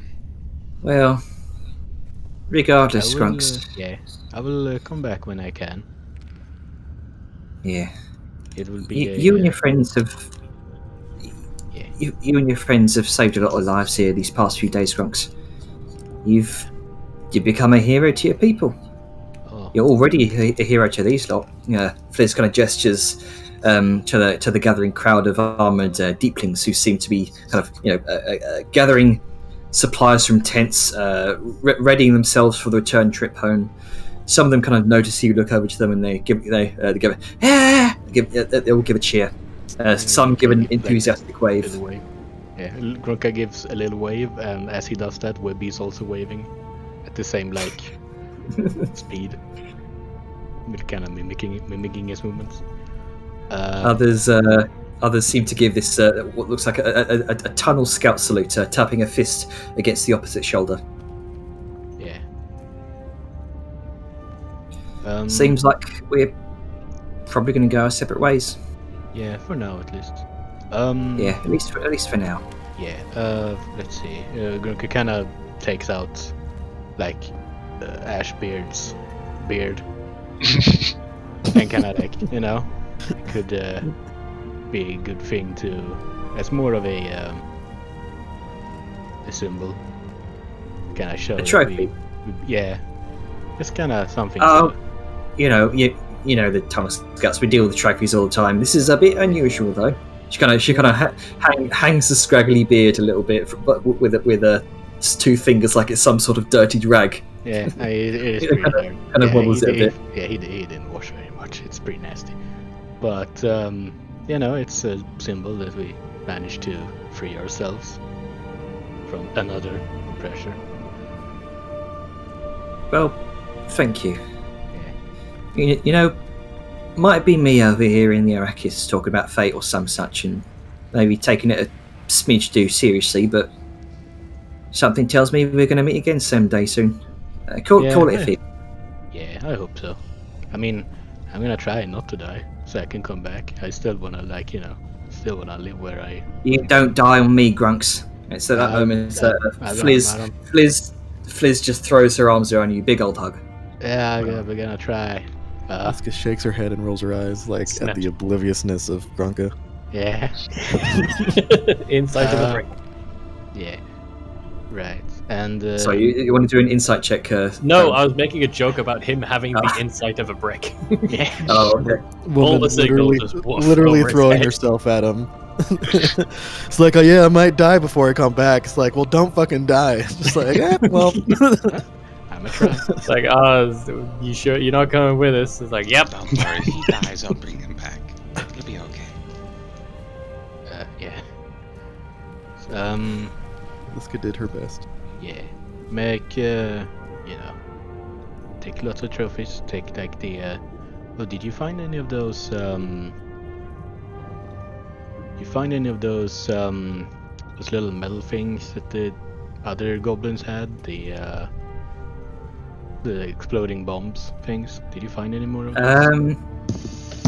Oh, let me check. She kind of separates for a moment and rummages around her backpack, pulls out two bombs. One of them is sort of one of the spiky bombs. The other one is some kind of surrounded in what looks like a faint staticky cloud.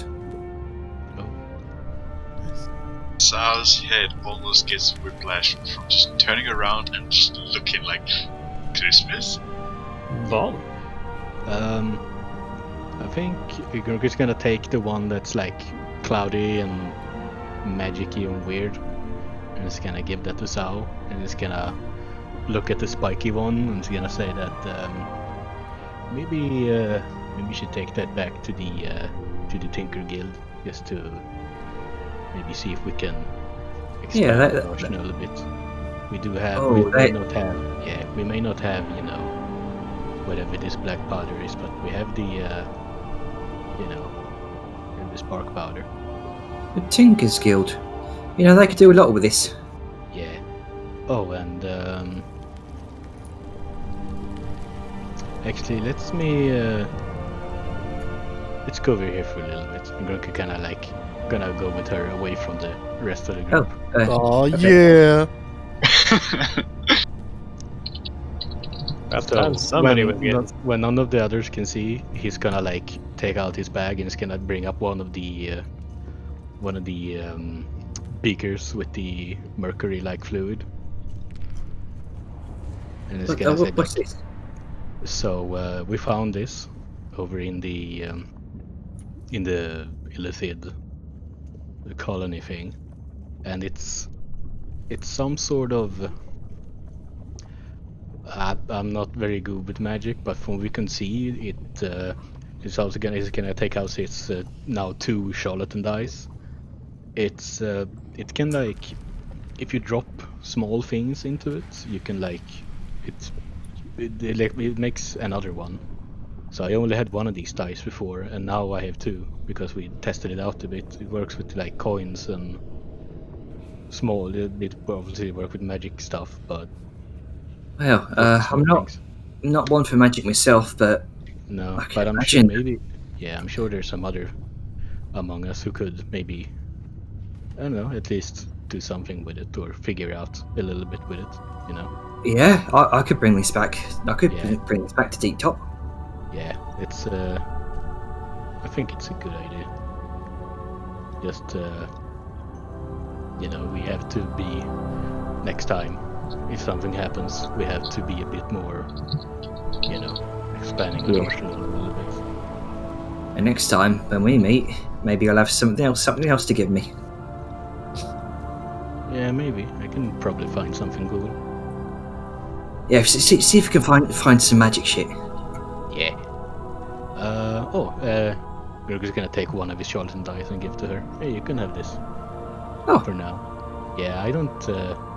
I honestly haven't really used this thing, but it's a neat thing. You can probably fuck around with it. You know, scam some people. Scam some Arrakis. Yeah, probably. They like dice games. So this is basically like, you have to like, I'm not really. It's like you put your. You like She sit kind with it of for a while. she kind of rolls it in her hand, kind of rolls it to the other hand, and you watch as the cogs in the dice sort of tumble within the frame, and you have to like sit there. Whichever way- You have to sit there for like an hour, and just kind of like, it's weird. You have to like think on it, and like, kind of. I'll figure it out, to it. Rex. Yeah, it's weird. You have to like connect to it and stuff. It's wild. I don't like it, but it works. But yeah, when you roll it, you can just think of one of the numbers and it will land on that number. Otherwise, it's like a normal dice. So you can like, you know, you can really win something big with that. I'll keep that in mind. Yeah, it's I haven't found a good use for it yet, but yeah, I'm sure you could find something. You watch it. You hear someone call Flizz's name. Seems the deeplings that have kind of gathered their supplies are now ready to head out. Yeah. Well, I'll be right with you. Yeah, I think yeah, we'll see you. Hope you have a good trip. I mean, it's not gonna be a long one, but you know, Yeah. maybe, yeah, make sure that you know, take care of yourself and that, You too, Grunks. Yeah, I'll try. I'll do my Until best. then, until we meet again, just Yeah, make us all proud out there in the wider surface world, okay? yeah, I'm gonna, you know, You're a beacon to us all. yeah, I'm gonna hope so. I'll do my best. So, Fliz once again kind of gives you a big hug, and Fliz pulls back with a kiss on the cheek, and then realizes what she's just done. Yeah, I should go. I should go check. See ya. Bye. I'll see you later. That's it. Bye. And she makes her way off. And Greg Grunka makes his way to Belders. Sar just looks at him like, really? What? Nothing, just carry on. Yeah. Just, I had some tippling business to talk about. You do know I can hear that. No, because we went away and not Yeah, they really- went out of sight now. I know, so I was messing with it. Yeah. Oh, okay, good. Does anyone else have any other business to do before we can fuck off? I mean, I can die one more time if you want. Don't Yeah, do and Joe. don't worry about us, Vellum. You can fuck off anytime you want. Yeah, I mean, as long as that assassin lady doesn't show up, then I think you're good. At this point, the assassin can kiss my rear ass. Yeah, she's gonna have a lot of problems before even getting close to set. Wait, what do you mean you rear ass?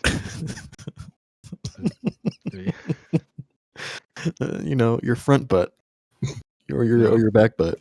No? Yeah. You're It's a whole other thing. Well, I mean, if you have a rear ass, you must have a front ass, right? Yeah. I mean, Of course. But, so anyway. confused. I love you guys, but holy fuck. The opportunity presented itself. Yep.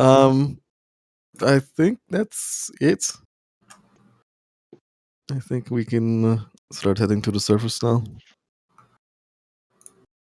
Okay then. Yeah, Sorry, let's go. I'm going to restart Sirenscape here as well. Oh, there was something I wanted to ask. It won't interrupt current events. During the time they were gone, could I have feasibly popped over to the the forge, and grab a bunch of that dark iron ore that was just sitting around? I imagine this would have been done while they would have been gone. Yeah, that's what I walking to meant. While Cyrus. they were away doing stuff. It's like, hey, want to go walk over there? And then boom, grab some. But yeah, I don't know if they've cleared it out at all, or how much I'd be able to get. All that business. I'll say. Well, I mean, it's pretty much stacked with a dark iron, or at least the remnants of it. I'll say you can gather about 5 pounds of dark iron. Okay, I'll add that to the 20 pounds I already have. Because I don't know when I'm going to be able to get access to this shit again, so better to grab it now while I can. Alrighty. Blacksmith kleptomania. I mean, it's fair game. Of course. So, traveling through the caves, you can definitely see the aftermath of the battles in the tunnels. The Arrakis are clearing away many bodies of the defeated Deep Dwars, other Arrakis and occasional Illithid.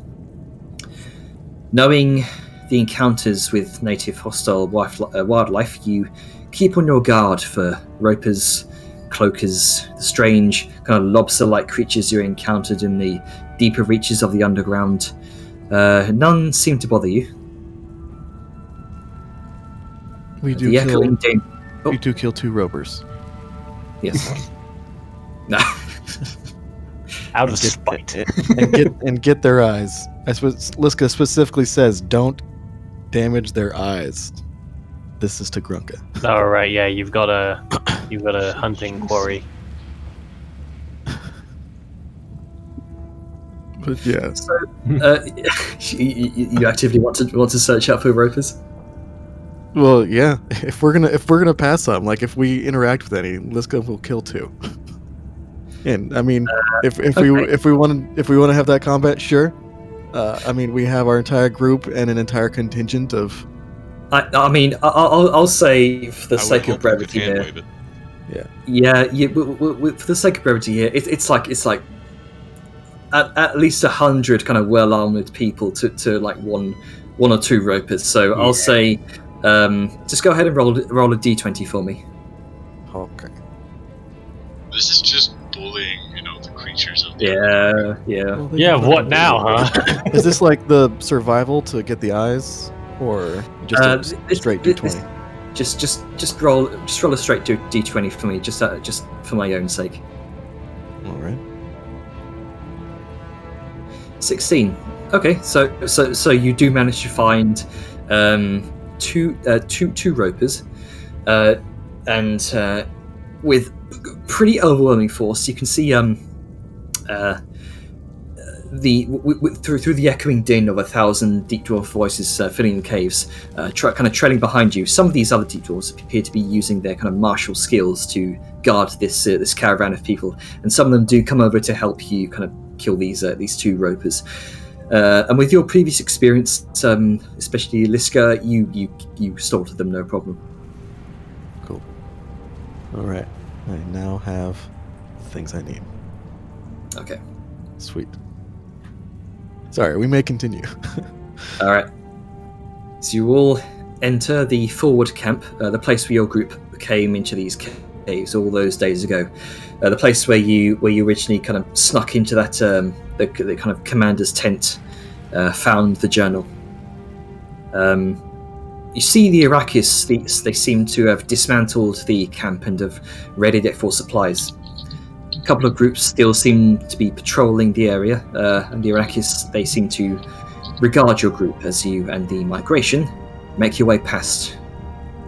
The dwarves seem apprehensive and keen to keep their distance as you all file into the same tunnel from which your group came. The journey is long, monotonous, dark, and cold. Many hours of grueling uphill travel go by, with the occasional stops to rest in these cramped 10 by 10 diameter tunnels, with the most minimal amounts of light to go by. Food and water gathered from the remnants of the massive war camp is rationed, but it's the hope of another better life that pushes these deep dwarf separatists onward, and the promise of daylight that pushes all of you on. Eventually, you indeed begin to see light. Red light, the familiar red light of a Lumenstone. There, at the exit of this tunnel, you can see the rope you left behind before you made your journey down into the depths of the world. As you find your way back into the deepest dug place of the Crystal Fen mines, where you confronted the surgically scalped rats. I remember those. To some of you, the thought of "oh, to be so naive" might cross your minds, remembering back to that moment. Green.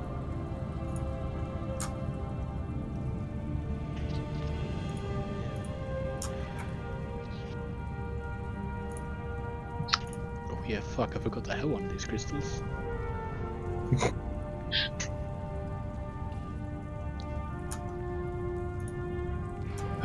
Home stretch. Sal just sort of gives a deep, heartfelt sigh. I need this. Well, we still got to talk with his highness and all that, but after that, I think we all need a lot of R&R. If I'm fully honest,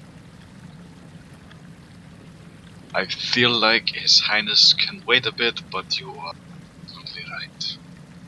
Yeah, it's better to get it out of the way sooner rather than later, because once we lay down, it's just gonna be lights out. Yeah, I'm sure he's eager to see his daughter again. God, a real bed sounds right about now. Yeah. Damn it, Sam, now you got me thinking of bed. You know, sleep might be nice. Sal just turns to look at Aja. What? I would say a very, very mean-spirited joke to you right now, but you did actually help save my life, so... I would argue that I'm the sole reason you are alive right now. 80% at best. So I just sort of- 80% at best. Mhm. Star That just is- sort of raises the finger and just be like...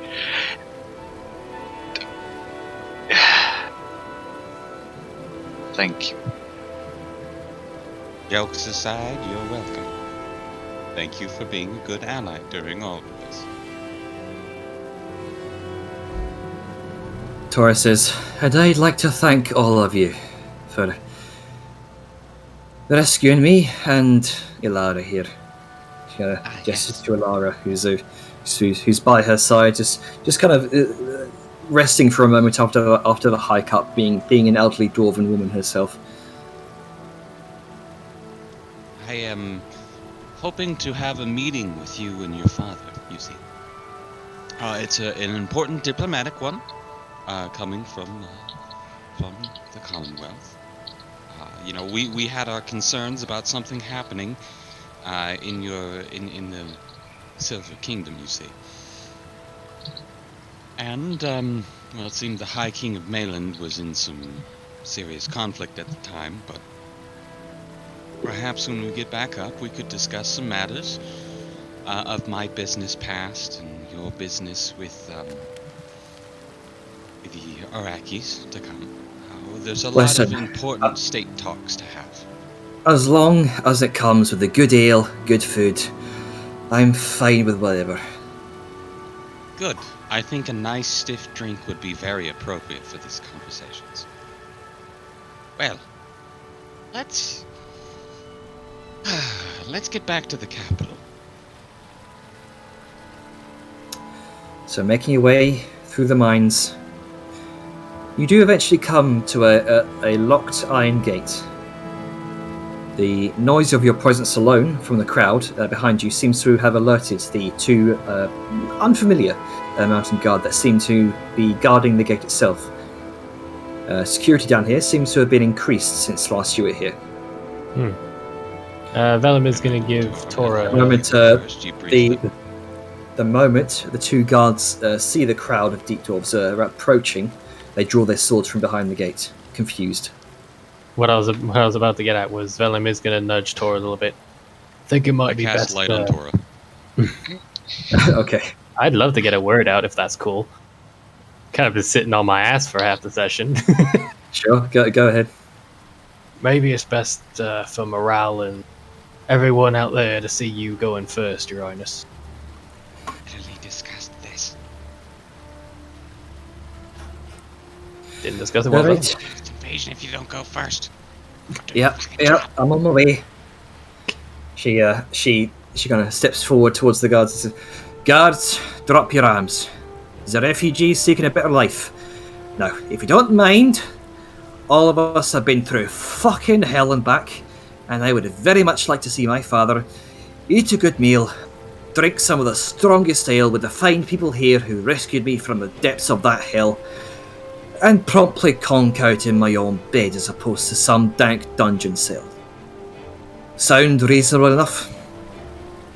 Ilara also steps forward as well.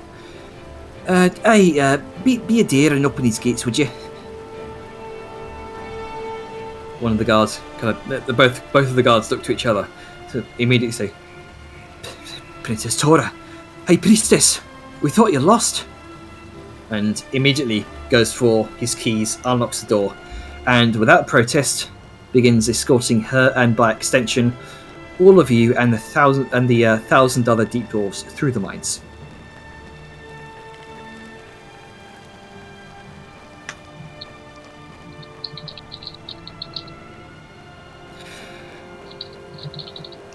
And as you have a moment as you're all kind of walking through the mines, the guards say, one particularly to Tora, there have been increased patrols around the mines ever since King Jornmaier had heard that you'd delved underground in search of in search of the retribution against the Deep Dwarfs, and particularly ever since you lot, the guard gestures towards your group. Ever since you lot had delved underground in search of the princess.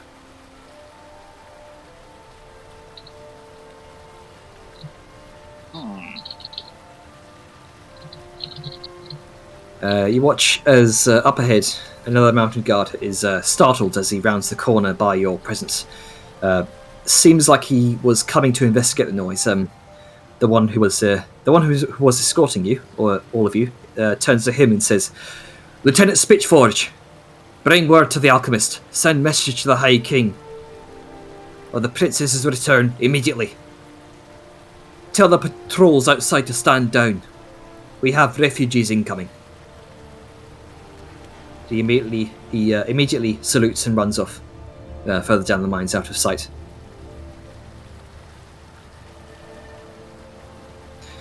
As you all venture through the mines, more and more guards, both of Iron Guard and Mountain Guard variety, begin joining you.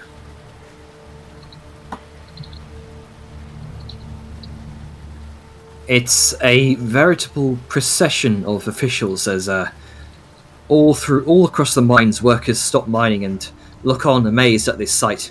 You all hear whispers of, "Tora's back! The princess has returned! She's alive! They brought her back!" Guards shout out, Make way for the princess!"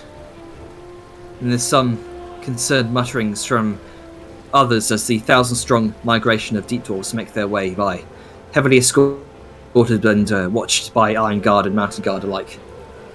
No trouble so far. So just looks to Liska with a very tired tone in her voice. How far do you think we'll get before the fruit is full?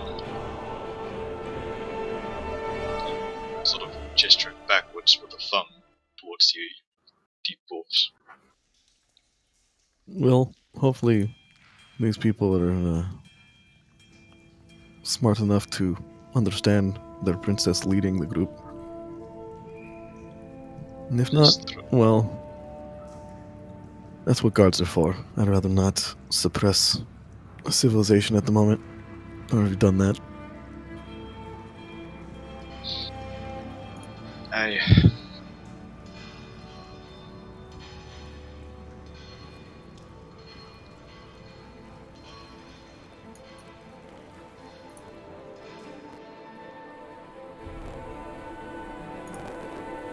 I'm just gonna continue on, I guess.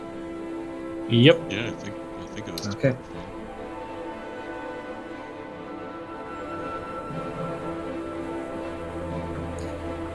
Might have to turn up the sound scope a bit.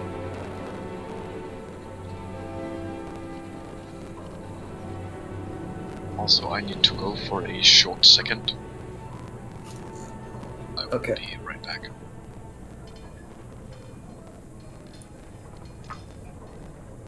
But for now, I guess we're just gonna continue on towards the throne. Okay. Yep. One by one, you're all kind of separated in groups to journey up the chain elevator to the surface, as there is, of course, limited capacity. But eventually, over a couple hours, you all gather again to steel yourselves for the final march out of the Crystal Fen mines and into Dune Hollow proper. And leading alongside Tora, you begin making your way out into the main quarry, through the grandiose stone-carved arches of the mine entrance.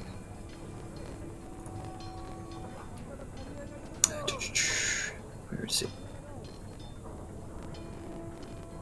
There it is.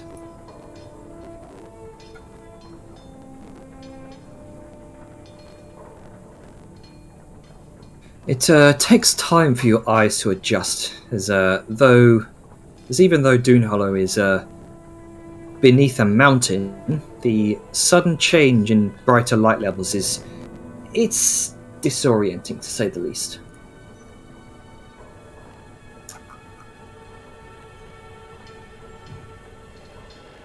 Give me a sec here. Oh, hang on.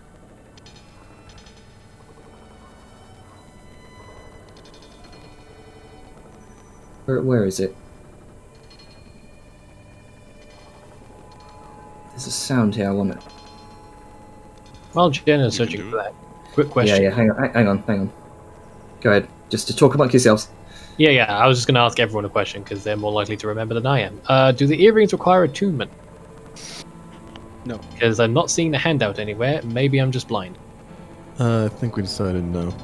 We Okay. cut back a little on their power, but we said no. Yeah, better than taking up an entire attunement slot. Yeah. Probably going to have to make use of that in the meeting with the king because details we don't want getting out.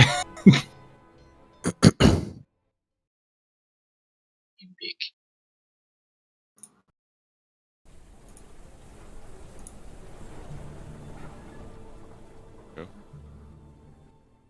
Sorry, 1 second.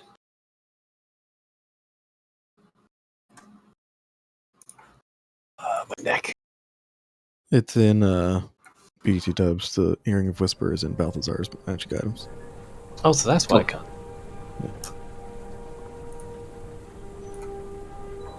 So that's where it is. I think it's Okay.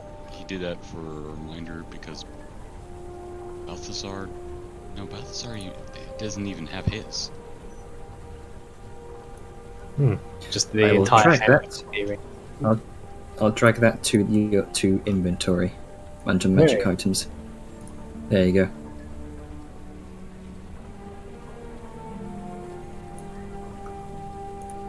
Okay, so leading alongside Tora, you begin making your way out into the main quarry through the grandiose. I've already been. It's time. As your eyes adjust, you see at least 100 or so Iron Guard have set up guard posts and patrols just around the ground floor of this quarry alone, and a couple hundred more are standing guard across the upper layers, crossbows at their sides. Along the edge of the top ridge, a crowd of thousands of civilians and common folk have gathered to witness this event. Seemingly alerted by rumours and news. There, escorted by an entourage of a dozen and a half gold-clad mountain folk, is High King Drator Yonai himself. Is it Mountain Guard or Mountain Folk? Mountain Guard. Okay, I was about to say Where's that's different. Yeah. Sorry, my bad. Clearly That's reliable. So Drator sees all of you emerge from the darkness of this mine, gives a bow of his head. And it's then, as soon as his gaze meets Torres, that his face drops. Drator pushes past the guards slowly, and his demeanour changes almost immediately. Bated breath, silence among the crowds. Drator takes a step forward. Tora does the same.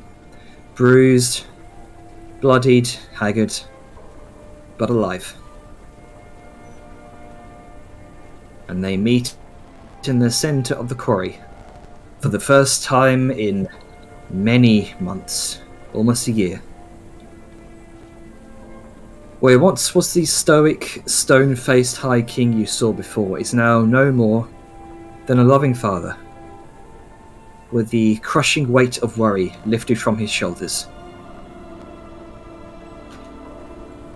And you swear you see a tear roll down his cheek from one of his luminescent eyes.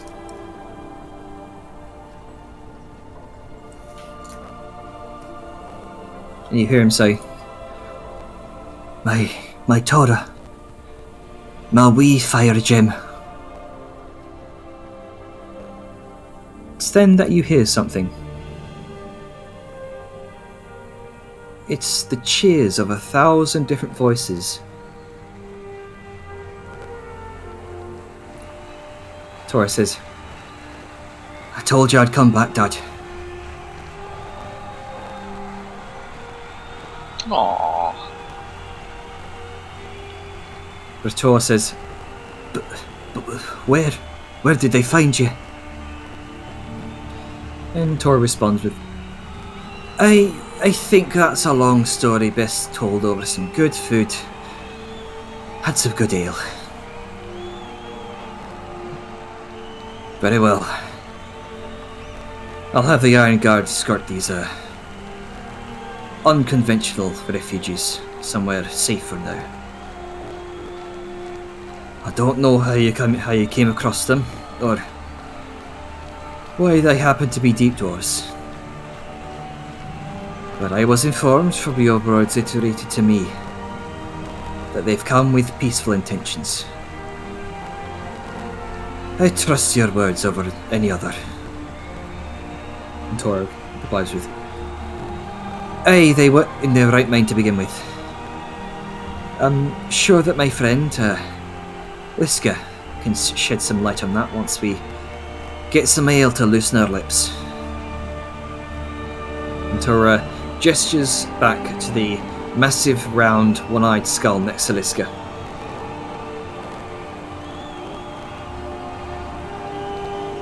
King Brator gives Tora a long hug and approaches your group. The caravan behind you begins to separate and talk amongst themselves as Brator seems to readjust himself. You now see the king rather than the father. But part of his fatherly side peeks through now and again as he as he speaks. And he addresses all of you. I have no words.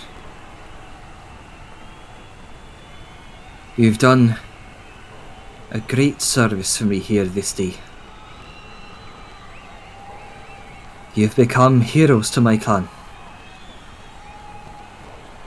And heroes to those whose hearts my daughter has touched throughout her life.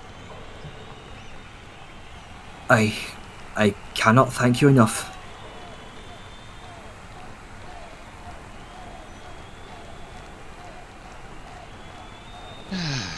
I would not worry too greatly on it. It was imparted duty. So, you can take some rest in that. There will be more things for us to discuss in time. For now, how about you spend some time with your family? We'll get into important business later.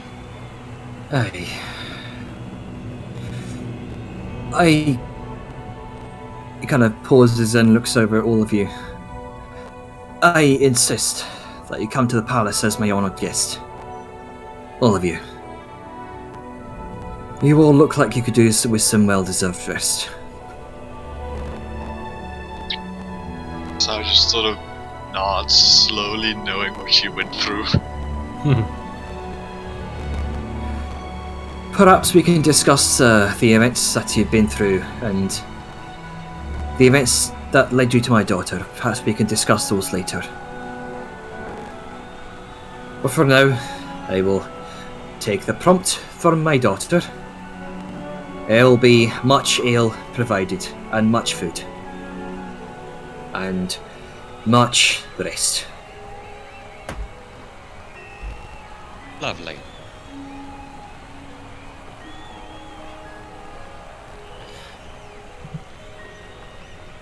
So eventually, he beckons all of you forward. The refugees are taken under the wing of the Mountain Guard and the Iron Guard for now to find them at least temporary residences, or at least temporary places of safety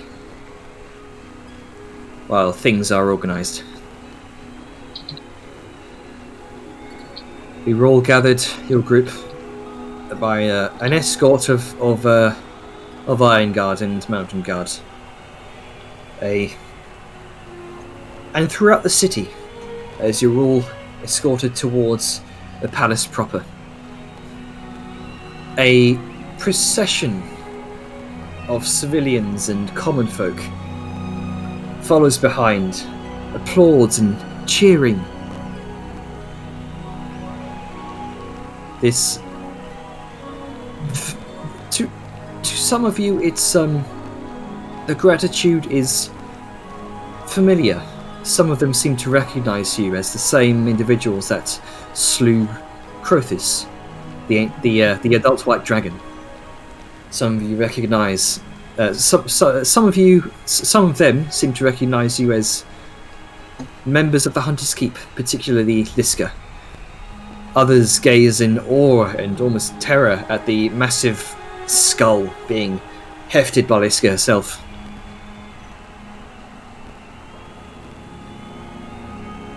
And you will find yourselves at ease. A deep sigh of relief. As the nightmare has come to a conclusion. For now, at least.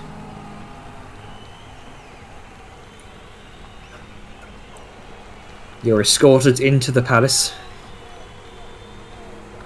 As the crowds, the cheers, fade behind you.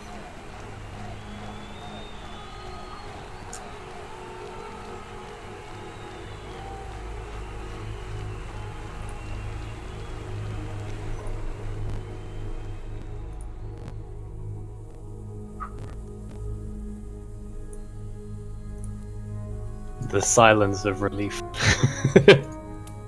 We did it, lads. We did it, boys. We back, and we're not dead yet. The amount of bullshit we pulled through for this.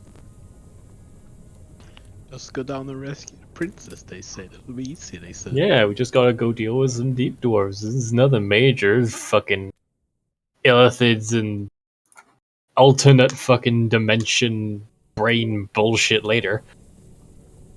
I hear a lot of bitching for something that made you a hero. Well, it was never about the heroics. It's never about it, but I'm gonna take advantage of it. Yes. Now you're thinking like Balthazar. Oh no. It wasn't about being heroes, but by God will I reap the benefits. It's rude to refuse. Herodom. It's rude to refuse reward. It's about why you do things. So, eventually, you are all provided with some of the most extravagant guest rooms possible, almost like miniature halls. The extravagant kind of blackened stone, gilded dwarven architecture. These massive archways. As you're led through the halls, numerous sort of guest rooms on either side, heralded by these enormous golden doors. The rooms are probably the best you've ever seen. The beds are like resting on clouds. These grandiose kind of four poster king and queen size beds. And you all have a moment to relax as you're all escorted into your separate rooms. Whether or not you wish to convene and discuss amongst yourselves is up to you. As you have a moment here to rest. Well, I imagine everyone's gonna want to just fucking go to bed. They're all like right next to each other or in the same hallway, close together, Yeah. right? Yeah. Because I'm onto your games, Janner. The second something's good that we're all relaxing, it's suddenly hello.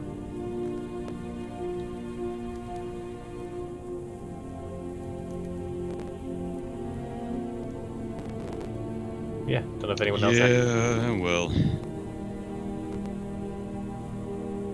Wow. We are finally home. It's finally sinking in, is it? Nice, man.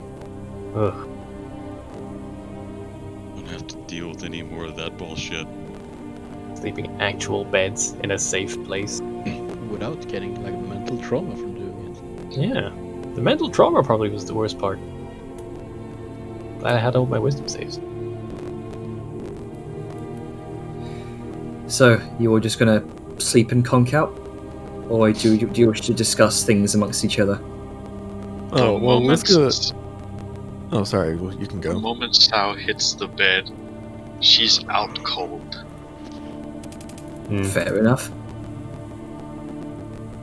Yeah, go for it, even. Liska is going to GTFO and unload this bullholder skull at the Hunter's Keep. Yeah. Okay, fair enough. I don't think it could fit through a lot of the doors.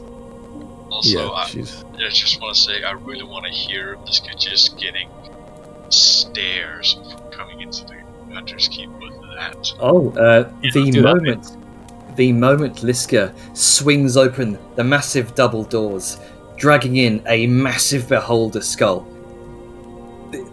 There is you see a number of hunters already there. Immediately just stand up and just look in awe. The firelight from the outside brazier sort of silhouetting Liska's form as she steps in. One of the heroes of Dune Hollow, and possibly Mayland itself.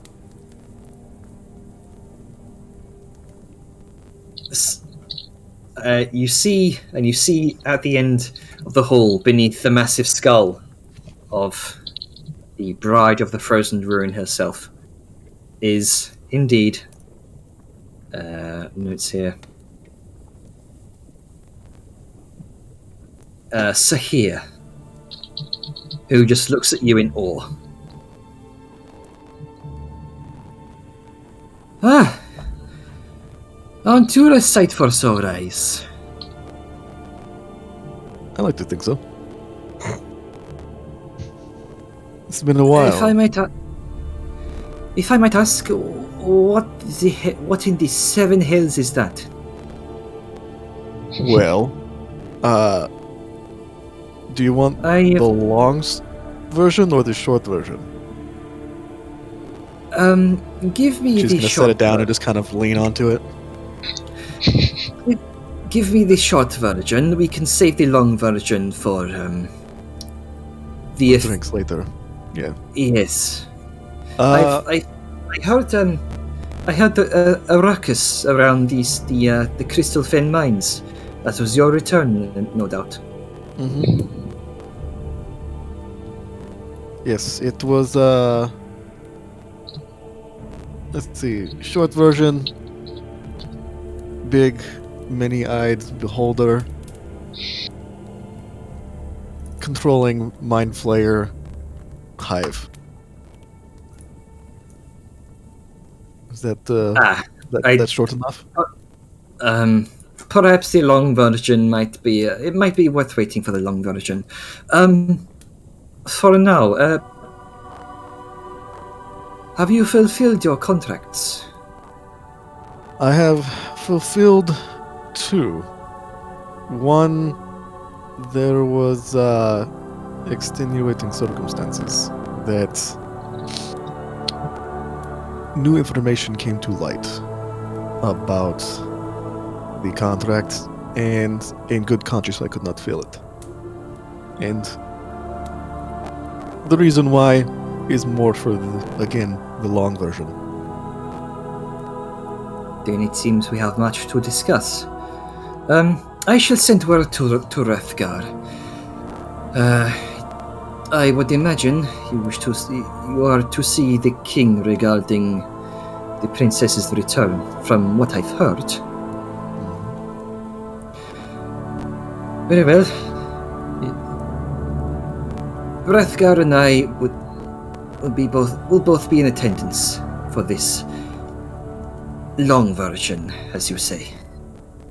I will be happy to tell it. But for now, and she just kind of like takes a step back and like rubs her chin and looks at the skull in her new like shiny armor, like Yes. the axe and the sword over on her back, just like Yeah. I just realized she has an axe, a sword, and her hammer Sahir- on her back.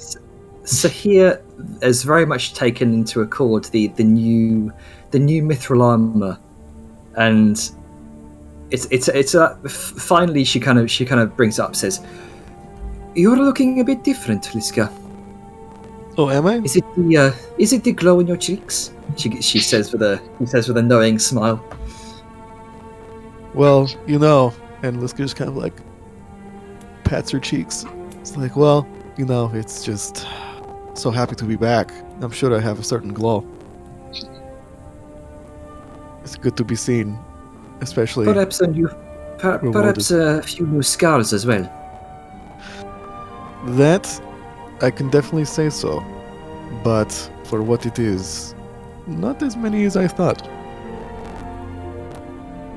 But more than I anticipated. So, More to say for the long version. yes, the long version indeed. And she like looks around the room. I think there, and she she points like up, I guess opposite the skull of Kratos or his bride. She kind of strokes her chin for a moment in thought and says, "No, I think about there." She kind of points above you to what looks like a large empty space above the central door where you've entered. Oh, you want to hang it? I like it.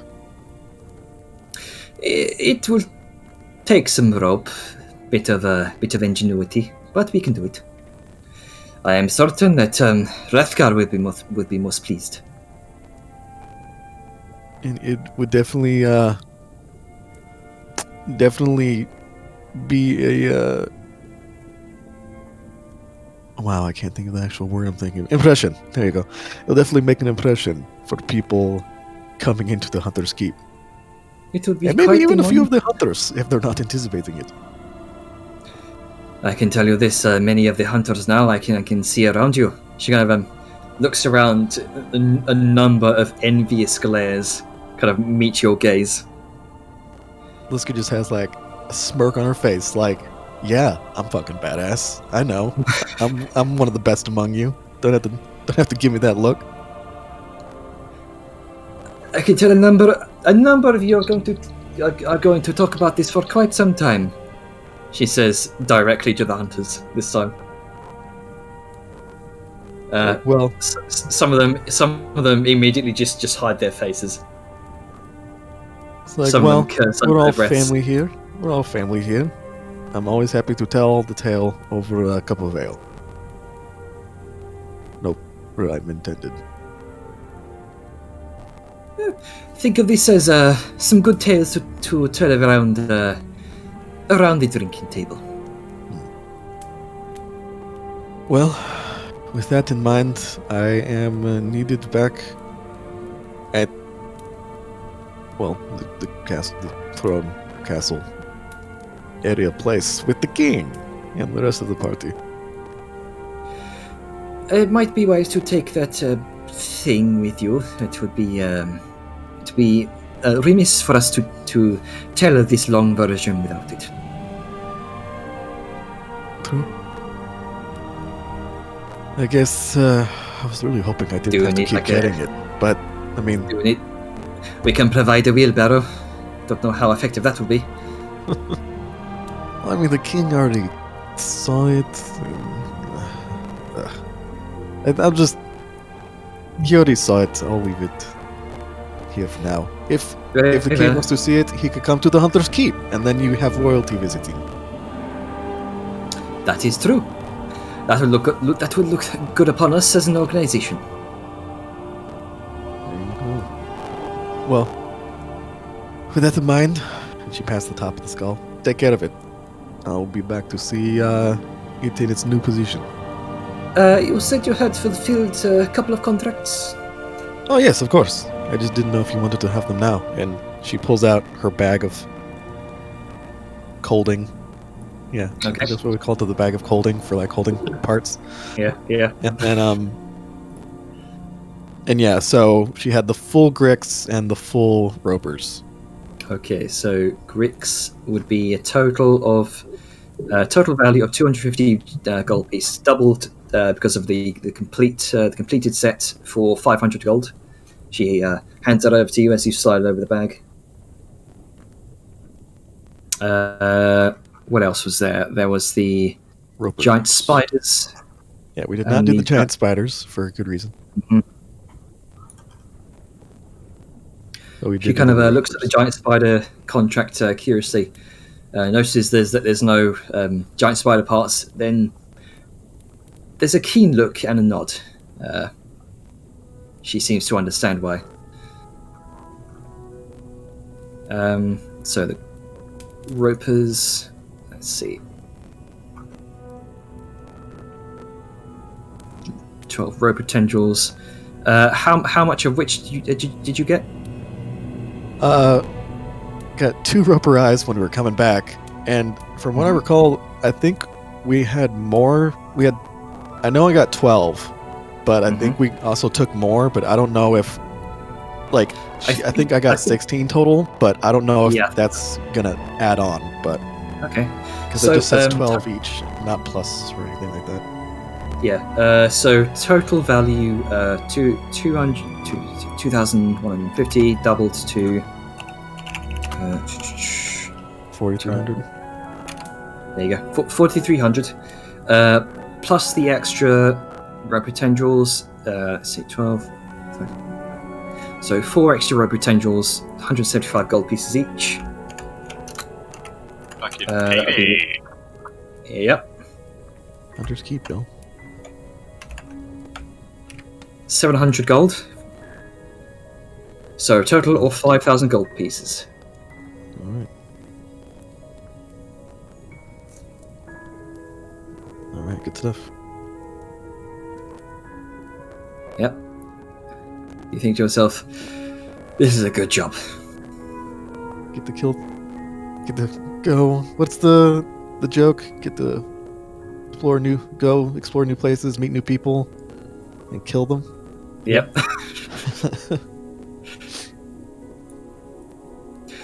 So, as you finish up your contract, Sahir takes the unfinished ones, kind of sticks them back in like a small drawer with like a looks like some sort of rustic filing cabinet beneath the desk. She says, "I will notify Rathgar of your arrival and the subsequent meeting with the king." Thank you. It's good to be back. She pounds. It's good to have you back, Liska. She pounds the desk a little, and then turns about and heads on her way. Okay. So, eventually, you all arrive. You arrive back at the palace. You're just bedding down for the night. Question So, mark? I guess, Because despite the fact we're still at the surface, we have no fucking clue what time it is. yeah. It's about early evening. Okay. Well, Vellum is going to spend some time sorting through all his crap. It helps quiet his mind a little bit. And he is going to check in on Sao and Vadmir, who both, I assume, are probably dead to the world. But after that, That's he's... a safe assumption.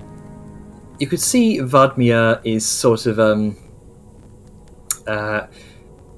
you look up in your guest room. You can see her kind of hanging from kind of upside down from the chandelier, just fast asleep with her tail. Oh, I thought she would have had her own room. Maybe she can go wherever she wants. Chandelier. That's fine, but I just It's thought not she many. might... The guest rooms are few, but they are very large. Okay, well, that's her choice to be in the same room, that's fine. Yeah, just gonna peek in on Sao, who's probably unconscious, go back to the room, and settle in. Okay. Gotta check in, make sure certain people are okay, otherwise he won't be able to sleep properly.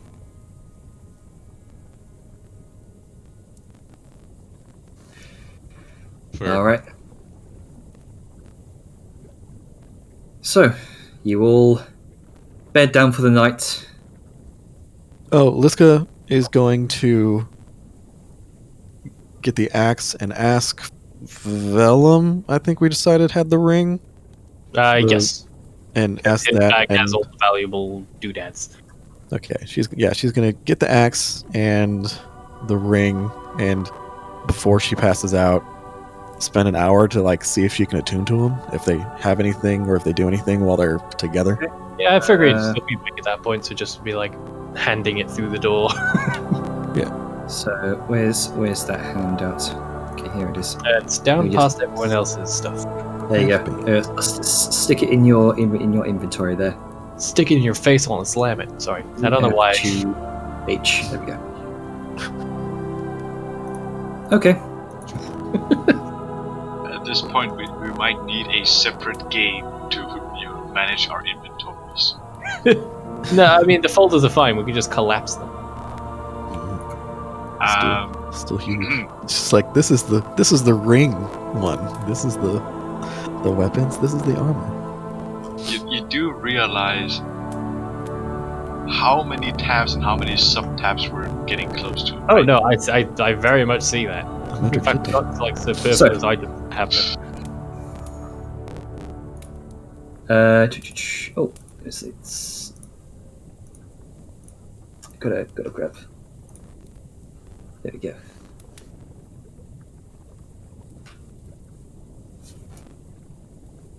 So, you begin to attempt to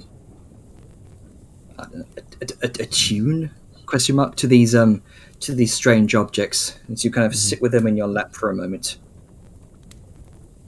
There's a strange cold sensation that comes over you. It's odd to describe. It's as if there's a shiver that surges up your spine. And you notice runes beginning to appear upon both the axe and the signet ring that weren't there before. Particularly up the haft of Hearthbane, as well as the inside of the signet ring. Both of them seem to match, and they seem to glow a deep blood red in color. Boom, boom, boom, boom, boom. And there's a moment where, as all of them alight, there's a sickly red tether that seems to connect the both of them as you bring them further towards each other. And there's a brief flash, and you now see the runes are now permanently alight.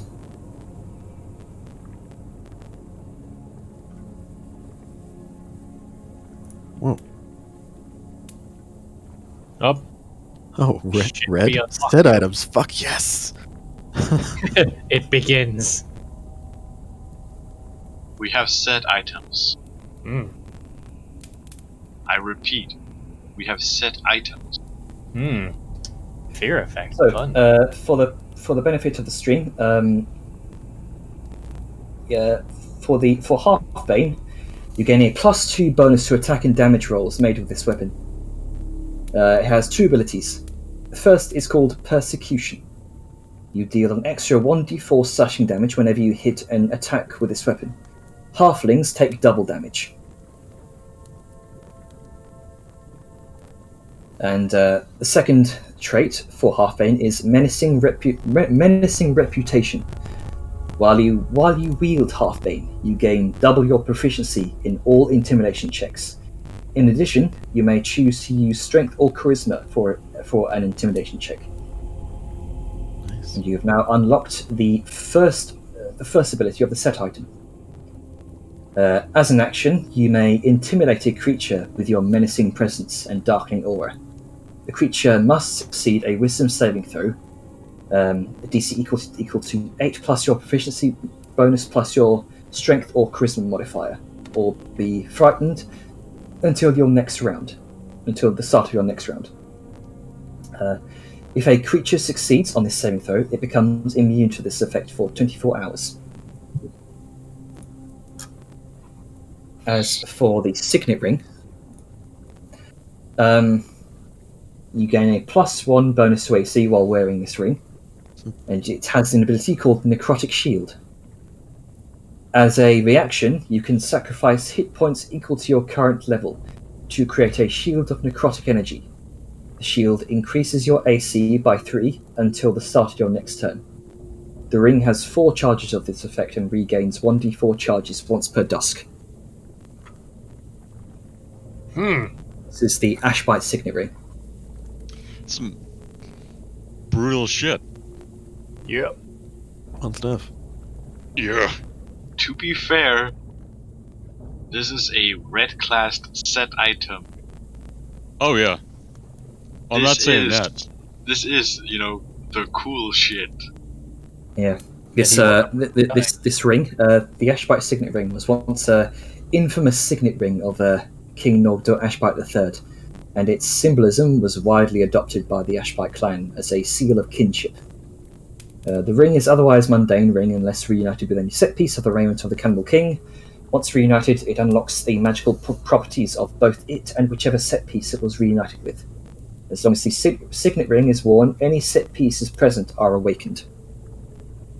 So, just to clarify, do the two things have to be equipped or tuned together to have an effect, or can you still have the effect of the ring with the +1 to AC without the set bonus and have? Yeah. I think they have to be together. Right. Yeah, because apart they were. Let's see. Oh, true. It might just be an awakened thing. Now it's awakened. Once reunited, it unlocks the magical properties. As long as the signet ring is worn, any set pieces present are awakened. Yeah. I don't know if it's present to the person. So basically,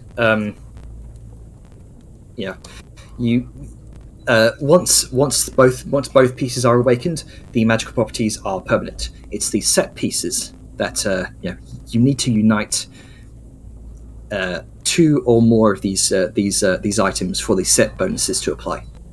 Okay. Very important information to have. So they can be sort of split, but you get more benefit having them together. Yeah. Mm-hmm. Oh man, that 3-part set piece is pretty fucking amazing. Yeah. Question. We brought the skull of Nogdor Ashbite, right? Did it have his crown? No. Nope. Balth has the crown, I think. I have his crown and his armor. Mm-hmm. Okay. Because it is affixed to the armor. Gotcha. Alright. And it's on his corpse. Yes. Very difficult to get a hold of. Yeah. That's one of those things. This set will never be finished now. Probably, yeah. Because unless Liska Siren will never let strips. Balthazar have that. Oh yeah. Yeah, unless Siren stripped Balthazar just for anticipation for stuff, but I don't think Liska would ever get to Siren to ask about it. Yeah. Or I don't think Liska would Exactly. even And know. I don't think Siren, now knowing how Liska feels about Balthazar, would ever want to give it to her. Since she is directly antagonistic. And I don't think Liska At even least for talked now. about the armor. She might be able to put 2 and 2 together because he was wearing it. Oh, yeah, Alvis comes back. I meant beforehand. Until now, I don't think she was around when he had the armor on. Yeah, she only saw it in passing, and she probably didn't know it was Nogdor Ashbane's. Yeah. It was altered. Yeah. And that So, is yeah. also esoteric knowledge. Yep. So yeah, this set, sadly, as awesome as it is, will probably never be fulfilled. Yeah. Congratulations, Jenner.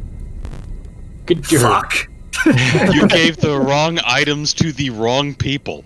It's okay. I mean, in fairness, Jenna didn't know you'd fucking die. I guess I kind of expected that. Fucking Liska's cucking Balthazar of everything. Took his greatsword and took his set items. Fucking from beyond the grave. So what's Liska doing? Because I need to know if I need to remove this ring from my inventory, bookkeeping and all that. She already took it, dude. I know she's took it, but she was trying things with it. She's gonna be keeping it. She could be passing it on. What's the deal? For right now, let us assume that she is keeping it. Okay, I will remove that Okay. as applicable. You are you attuning to the you're attuning to these? Yeah. She's not going to attune to them yet. Okay. She is contemplating because Because well, one, she's I know gonna. I think she got is the gonna get rid of Slade's the blade. weird brain protection thing, whatever the fuck that is. Oh yeah, those have been hovering around our heads this entire time. Yeah, Mhm. and those Yeah. require attunement. So she's gonna get rid of that to open up a slot, and Okay. I think it'd be interesting if she. I was half joking about dual wielding, but getting the. But Liska suddenly dual wields half Bane and the Slayer's blade. I am gonna take that. Good grief. That's some sacrilegious shit. Considering one is the symbol of the old kingdom of cannibal kings, and the other one is the new symbol of the. That's That's That Yeah. It's a good- that it's is some quote unquote mild heresy. Some I true mean- neutral down there. I mean, hey, when you think about it, like, what better way to balance them out? truly balanced as all things should be. Anyway, yeah. So You she's could be like Balthazar. This is my trophy. this is my trophy now. Jesus fucking Christ. I mean, she is gonna say it Ugh. like that because it's true. Like, come on, guys. Yeah, I'm taking off my Mind Stone, by the way. It feels Yeah. sensible to do before bed. I don't need to take it off. Be Oh, right you back. never put it on? I mean, I did, except I do have spare attunement slots to, Ah. Okay. So you can spend your time attuning to these items, Yeah, and you all at least the ring. begin to bed down for the night. Hey, Grunka. Janner. I'm Grunka. Mm-hmm. Hey, Janner. Yeah. Yeah, so Grunka's gonna be sitting in his bed, Mm-hmm. and he's gonna, like, sit there and just kind of look, and then the little, like, stone is gonna, like, rotate around his head. He's gonna suddenly realize that, oh, fuck, I still have this thing. So he's gonna, like, kind of look at it a little bit whenever it, like, goes past.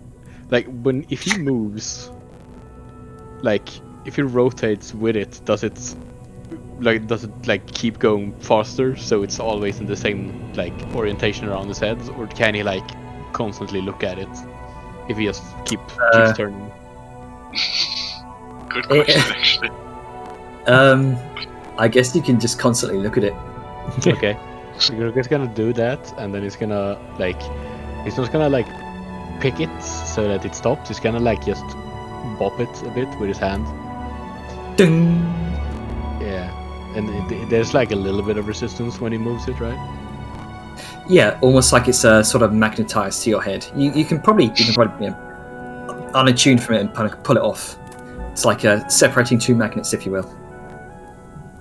You're gonna take Webby.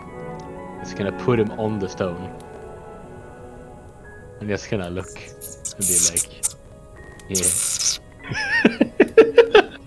I'm sorry, I just had a mental image of Webby riding it around his head. Yeah, and now Webby's just on Webby- that, and it's going around his head. There's a little bit of weight to Webby now. However, you do see that Webby sort of as with each rotation. Yeah. It's pretty funny. Yeah. Yeah. Yeah. Did good, Webby. Yeah. Did good in the brain with the thing. Webby eventually Webby just jumps off the gemstone back onto your head. Yeah. Yeah, you did good. First real mission. Yeah, the Spider Queen was Sure was big. Yeah, real big. Pretty? Yeah, maybe. I don't know. I'm sure she was, but yeah. Yeah, I don't really see it that way, but I'm sure she was. Yeah. Hope I get to show you home someday. Wonder how long it'll take. Yeah. One day. Yeah. Yeah. Well, it's been a long time since we didn't have to worry about anything right now. It's that moment you feel a warmth in your heart. Familiar warmth. Hmm. And you feel she's proud of you. Yeah. It was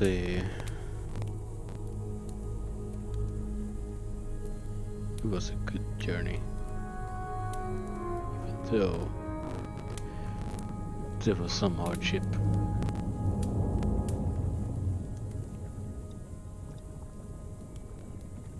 Yeah. Well, now it's time for sleep. You can, you can do whatever. This is a big room. I'm sure you can. Yeah. You feel as though Webby's already asleep on your head. Oh, well. I guess I can't move now. Oh, sleeping sitting down isn't too bad. I just kinda like scoot over to like the head of the bed and just kinda lean towards the wall or the whatever the fuck it's called. Mm-hmm. And just gonna lean back there and just close his eyes. Just sit on the bed basically. Leaning back on the wall. Okay. Anyone else wish to do anything before sleep takes them? Nope, think I've got everything covered. Did send you a DM though, Jenner, answer in your own time and text fine and don't want to disrupt the flow. To the next day.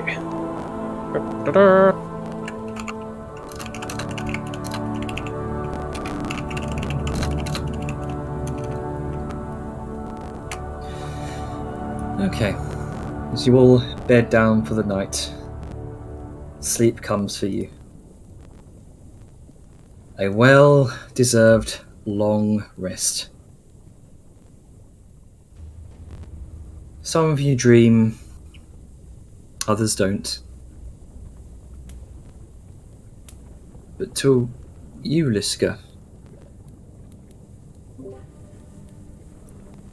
you feel so in the darkness of the room something's watching you. You're not sure what, but it's just an eerie presence of dread. Sometimes you stir awake to see nothing there.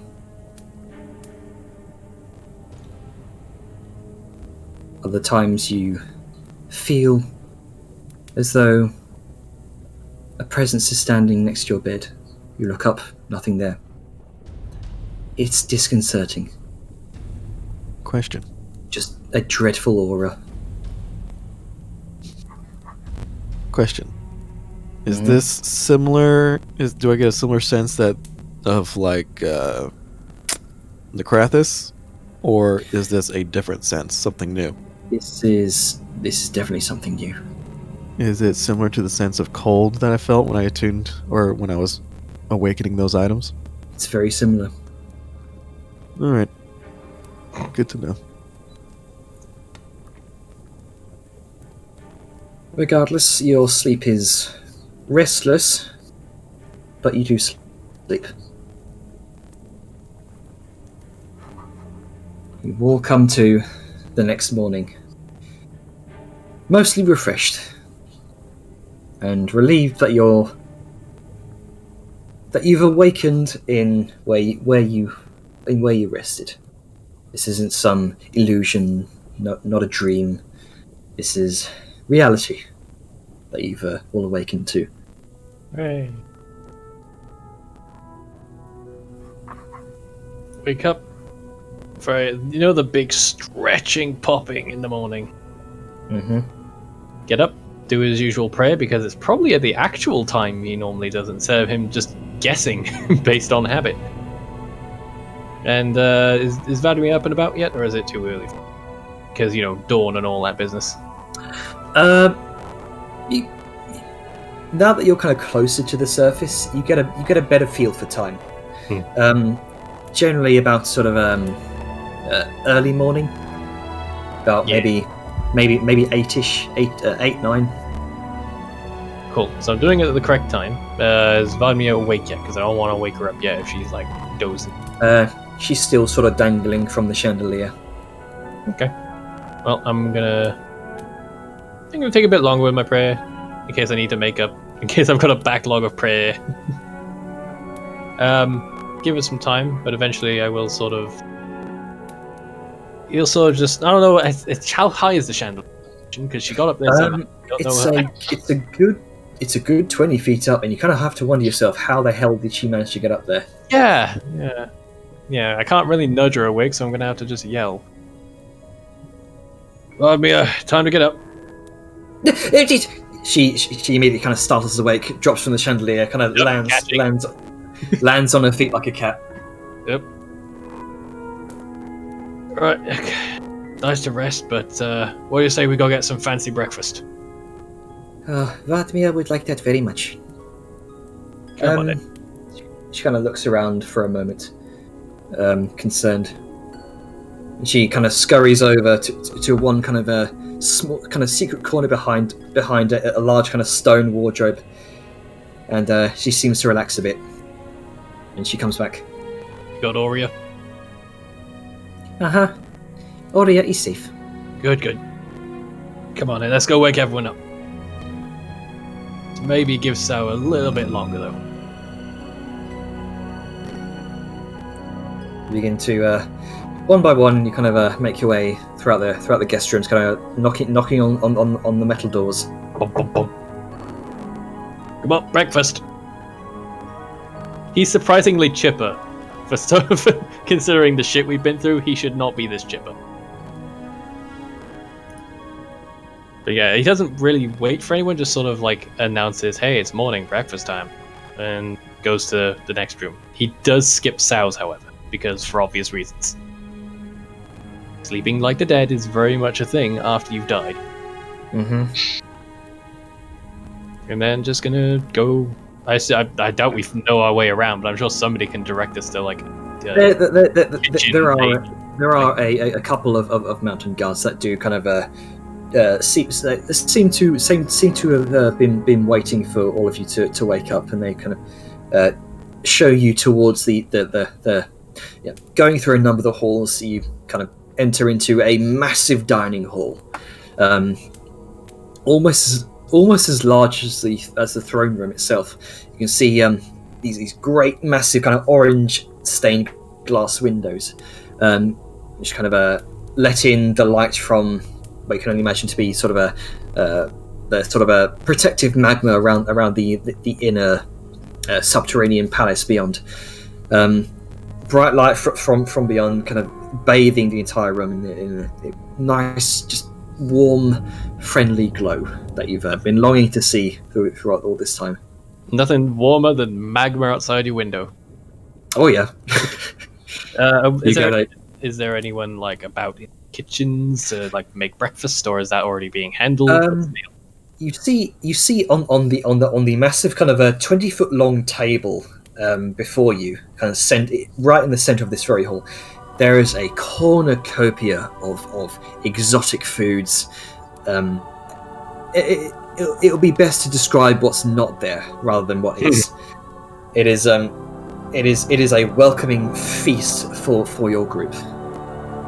Right. But there's no salad. Lots of traditional dwarven meals. Ironically, there is indeed a haggis. Of course, there's a haggis. There's a there's pyramid a of haggis. It's like fucking Ferrero Rocher of haggis. Oh yeah, of course. Each individually wrapped in gold filigree. Yes. Wouldn't expect anything less. But I imagine Vellum and Vladimir are probably the. So he's just going to sort of. Vladimir just dives straight in. She's going home. She's not eaten a good meal in days. Oh yeah, it's been mainly aura fruit. Yeah. You can imagine how sick someone would be of a fucking aura fruit every day. Yeah. Make sure you get your fill, Vladimir. Life's about opportunities, so you get the most of the good ones. And then he's going to start stacking his plate. Okay. So one by one, you will awaken to the knocks on your doors by Vellum, and then the subsequent knocks by the guards. I can imagine that somebody's like, I'm awake. Okay, just 5 more minutes. Bum bum bum.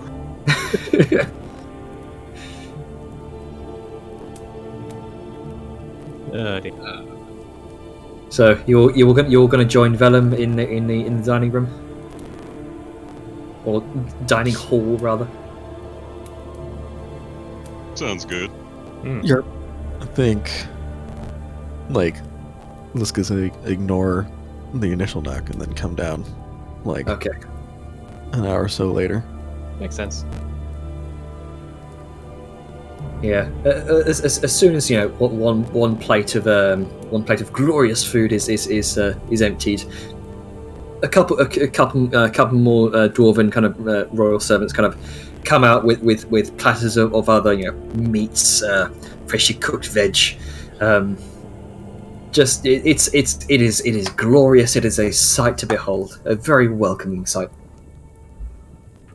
Stuffing the face. Not in a uncouth, prude way, but very much getting his fill. Yeah. How often are you going to have breakfast in a palace?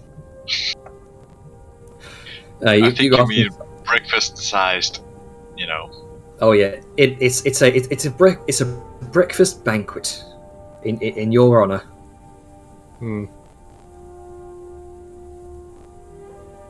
Ilara, not Ilara. Tora also just awakening, coming from the opposite end of the hall. She looked.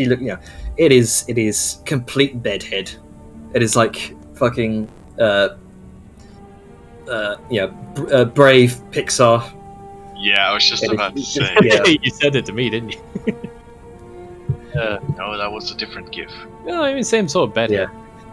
Dressed in sort of casual bedwear, and she's just slopping all sorts of breakfast meats on her plate.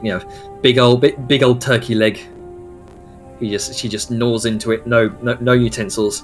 You gather she's not she's not one for how would you say it? A royal procedure, kind of table manners. Etiquette. After the shit she's been through, she gets a pass. Yeah. Good to be back in your own bed, Your Highness. I would say so. And quite frankly, I'm thankful for you lot. Otherwise, this banquet wouldn't have been thrown in your honour. Well, I mean, your royalty. I'm sure they would have done it anyway. She kind of she says as she kind of chugs down just a whole stein of ale. I imagine this entire back and forth is just like interposed between mouthfuls of food and chugs of ale. You ought to try the ale. It's called Griffin's Grundle. Well, I'll try a bit of it. I don't want to get too sloshed this early on. It is breakfast Griffin's after all. Grundle. Griffin's Grundle, I love it. Yeah, nothing like the tasty hops of Griffin taint. I mean, mate, that's part of the fun of being a DM. You make up random drinks on the fly. My personal favorite is Oh, Stone yeah. Wine. I'm not saying I don't like it. I'm just laughing at the fact that they named an ale after like bird taint. It is the best. Look, It that tastes wolf- just as strong as the smell. Oh, hey, Main Arngrim. ingredients. Taint sweat.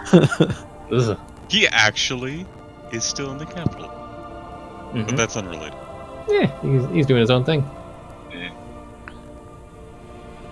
I mean, after a bit, Sarah's gonna come out, and she is looking better, but Haggard. nah, she's moving more by instinct than anything. Smell of food means eat. Just gonna And- pull a chair out for her Oh yeah. Mhm. before she falls over it. Good to see you. There's up and one about. thing that Sound never really learned. It is when you are meant to have etiquette and manner when eating, i.e., taking a plate before eating, I think they Just don't care. grabbing food and going. Yeah. more or less. To be fair to her, she basically died and is There's hungry. no basically about it. You died. I got Shut up, better. it makes me feel better about it. Sleep well, Sal. There's a grunting noise, so you presume yes? I assume she's not even like gotten properly dressed, just like in the standard unarmored state. No jacket, no fucking. She didn't get undressed when she went to bed. Oh right, went to bed fully clothed and armored. Well, that's gotta be a bitch. No, it's light armor, so she can still, I get. undressed. So Yeah. When you're that tired, you don't really give a shit. So fair enough. Yeah, just filling our boots. Yes, this will eventually come down unarmored. Yeah. but still dressed. Key point. She's not siren. Uh, So, I imagine Arja and Grunker also soon follow suit, or is all of you guys doing something? Well, Audrey doesn't need to sleep. Well, I Archer mean- hasn't slept, but he will probably be the last to arrive. I mean, just because you when don't does need to Archer doesn't mean ever you don't sleep? want.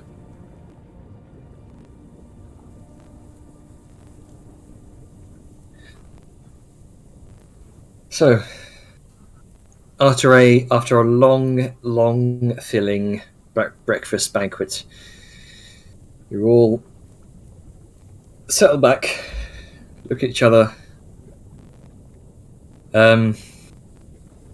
Tora in particular gives a big wide smile. There's a sense, eating breakfast here in the royal palace.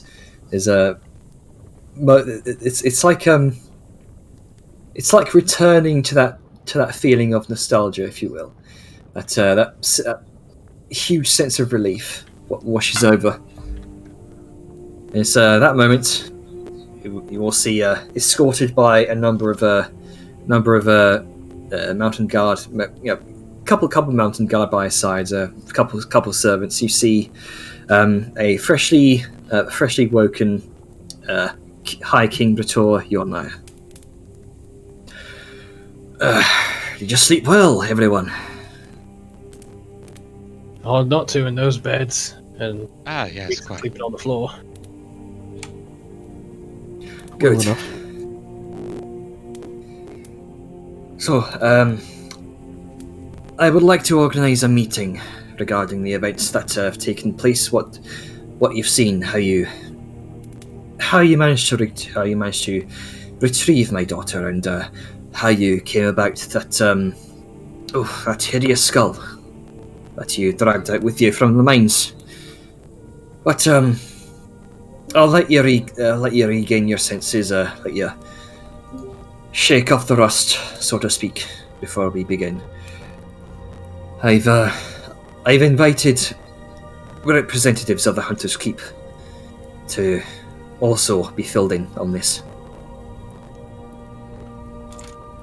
You need time to gather everyone together, and figure today more than any day is time for family. So gestures towards, Tora, the assumption. Hey, we must have a talk, Tora. Tora seems to sort of roll her eyes a bit. All right, Dad. Don't you go onto the ground again, young lady, or I'll ground you. Sorry.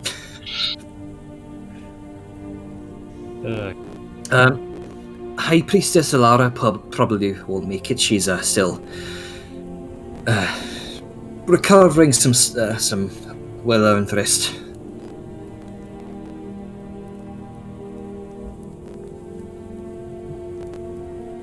So anyway,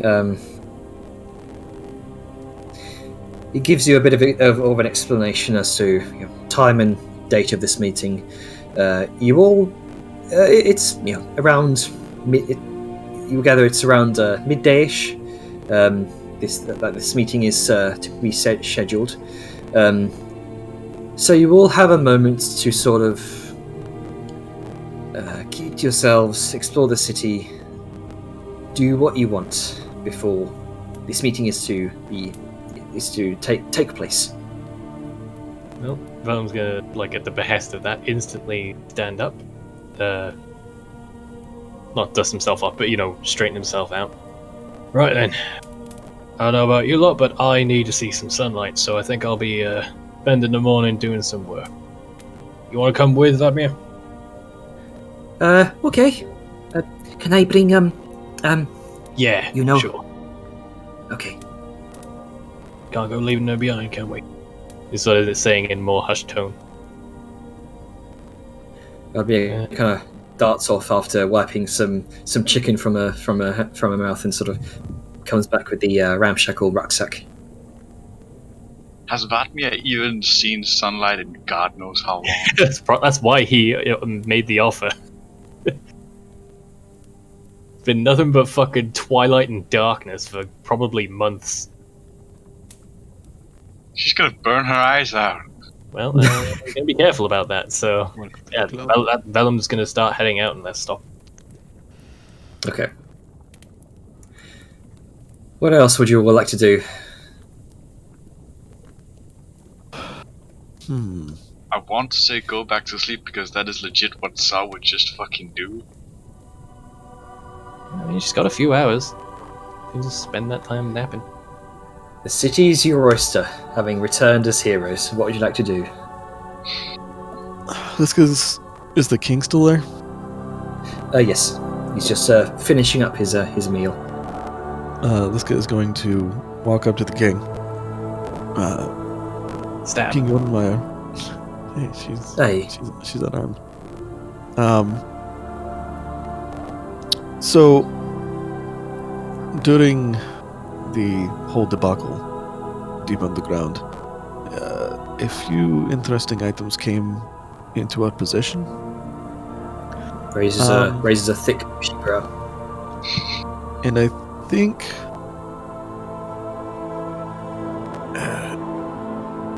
well, I guess I'll just be frank with this. They used to belong to the shamed king. Eyes immediately widen. And they're magical in nature, but I think there might be more of him in there than was anticipated. I was wondering if perhaps you can, I don't know, purify them or something. Even, get rid of his presence. And if that destroys them, it destroys them, but, it's better to be safe than sorry.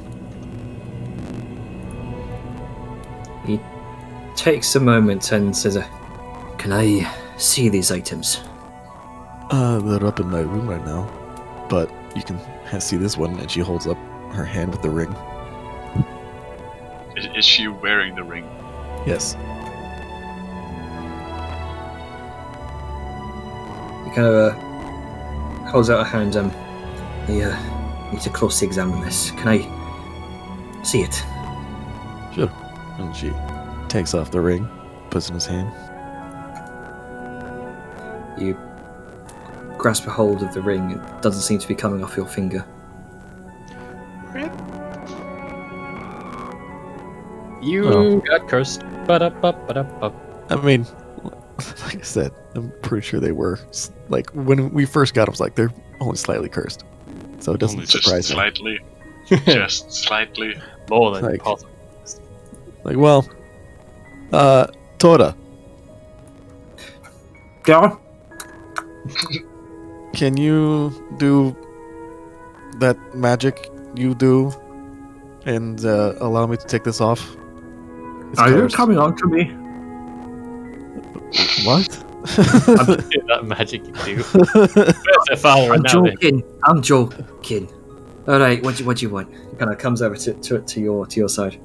I think this ring is cursed. Can you do something to allow me to take it off? She hasn't seen this ring before now, and as she gets a closer look, she kind of leans back a bit. That's an Ashbite signet ring. I Where have the no hell way. did you get that? Probably when we were fighting the Ashbite dwarves.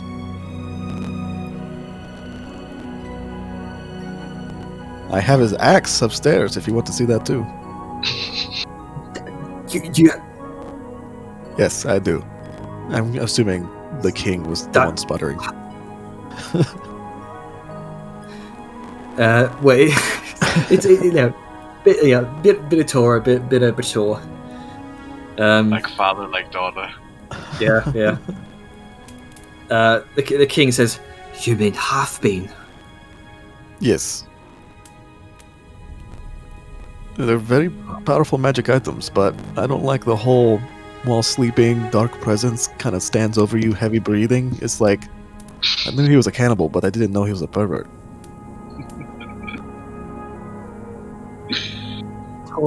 Tora slims her eyes and kind of says, "If you don't mind," she kind of reaches out towards the ring and attempts to kind of slide it off of your finger.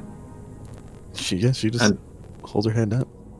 She feels it not budging, and oh, that's a cold presence. Yeah, Right. definitely not. I've- I definitely seen- wouldn't describe it as warm. I've seen something like this only once before.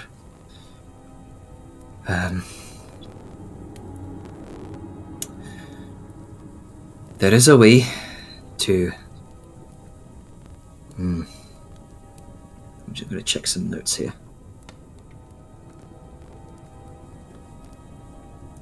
I know Greater Restoration, or also Remove Curse. I think it's there is a way to remove this such an item from an unfortunate figure like yourself, but I don't have it prepared right now. I wasn't anticipating something like this. I mean, to be fair, The spell is I was only slightly anticipating it. She kind of raises a brow at you. Then why did you put it? Doesn't matter. Because I'm Um, sitting in the presence and, like, capital of perhaps the strongest clerics on this continent, Well, and it was true. just a chance. All right, fine. There is one spell that I know that can remove such an armor. It's called remove such a trinket. It's called remove curse. Don't have it prepared, but if you give me time, I can remove it from your figure, from your presence. Okay. Like I said, I mean, I was, upon kind of realizing the state of things, I was thinking of, as I was talking to your father about having it purified or something, like maybe we can go to the temple, and I know the high priestess is still somewhat recovering, but if there was some way to, I don't know, like remove that essence, I'd totally be down for that. Like you did the same thing with his skull, right? And she puts this. That'll be Ilara's doing, not mine. But hey. So yeah, I feel, if anything, that like if it works, it works. If not, then you can always destroy them. True enough.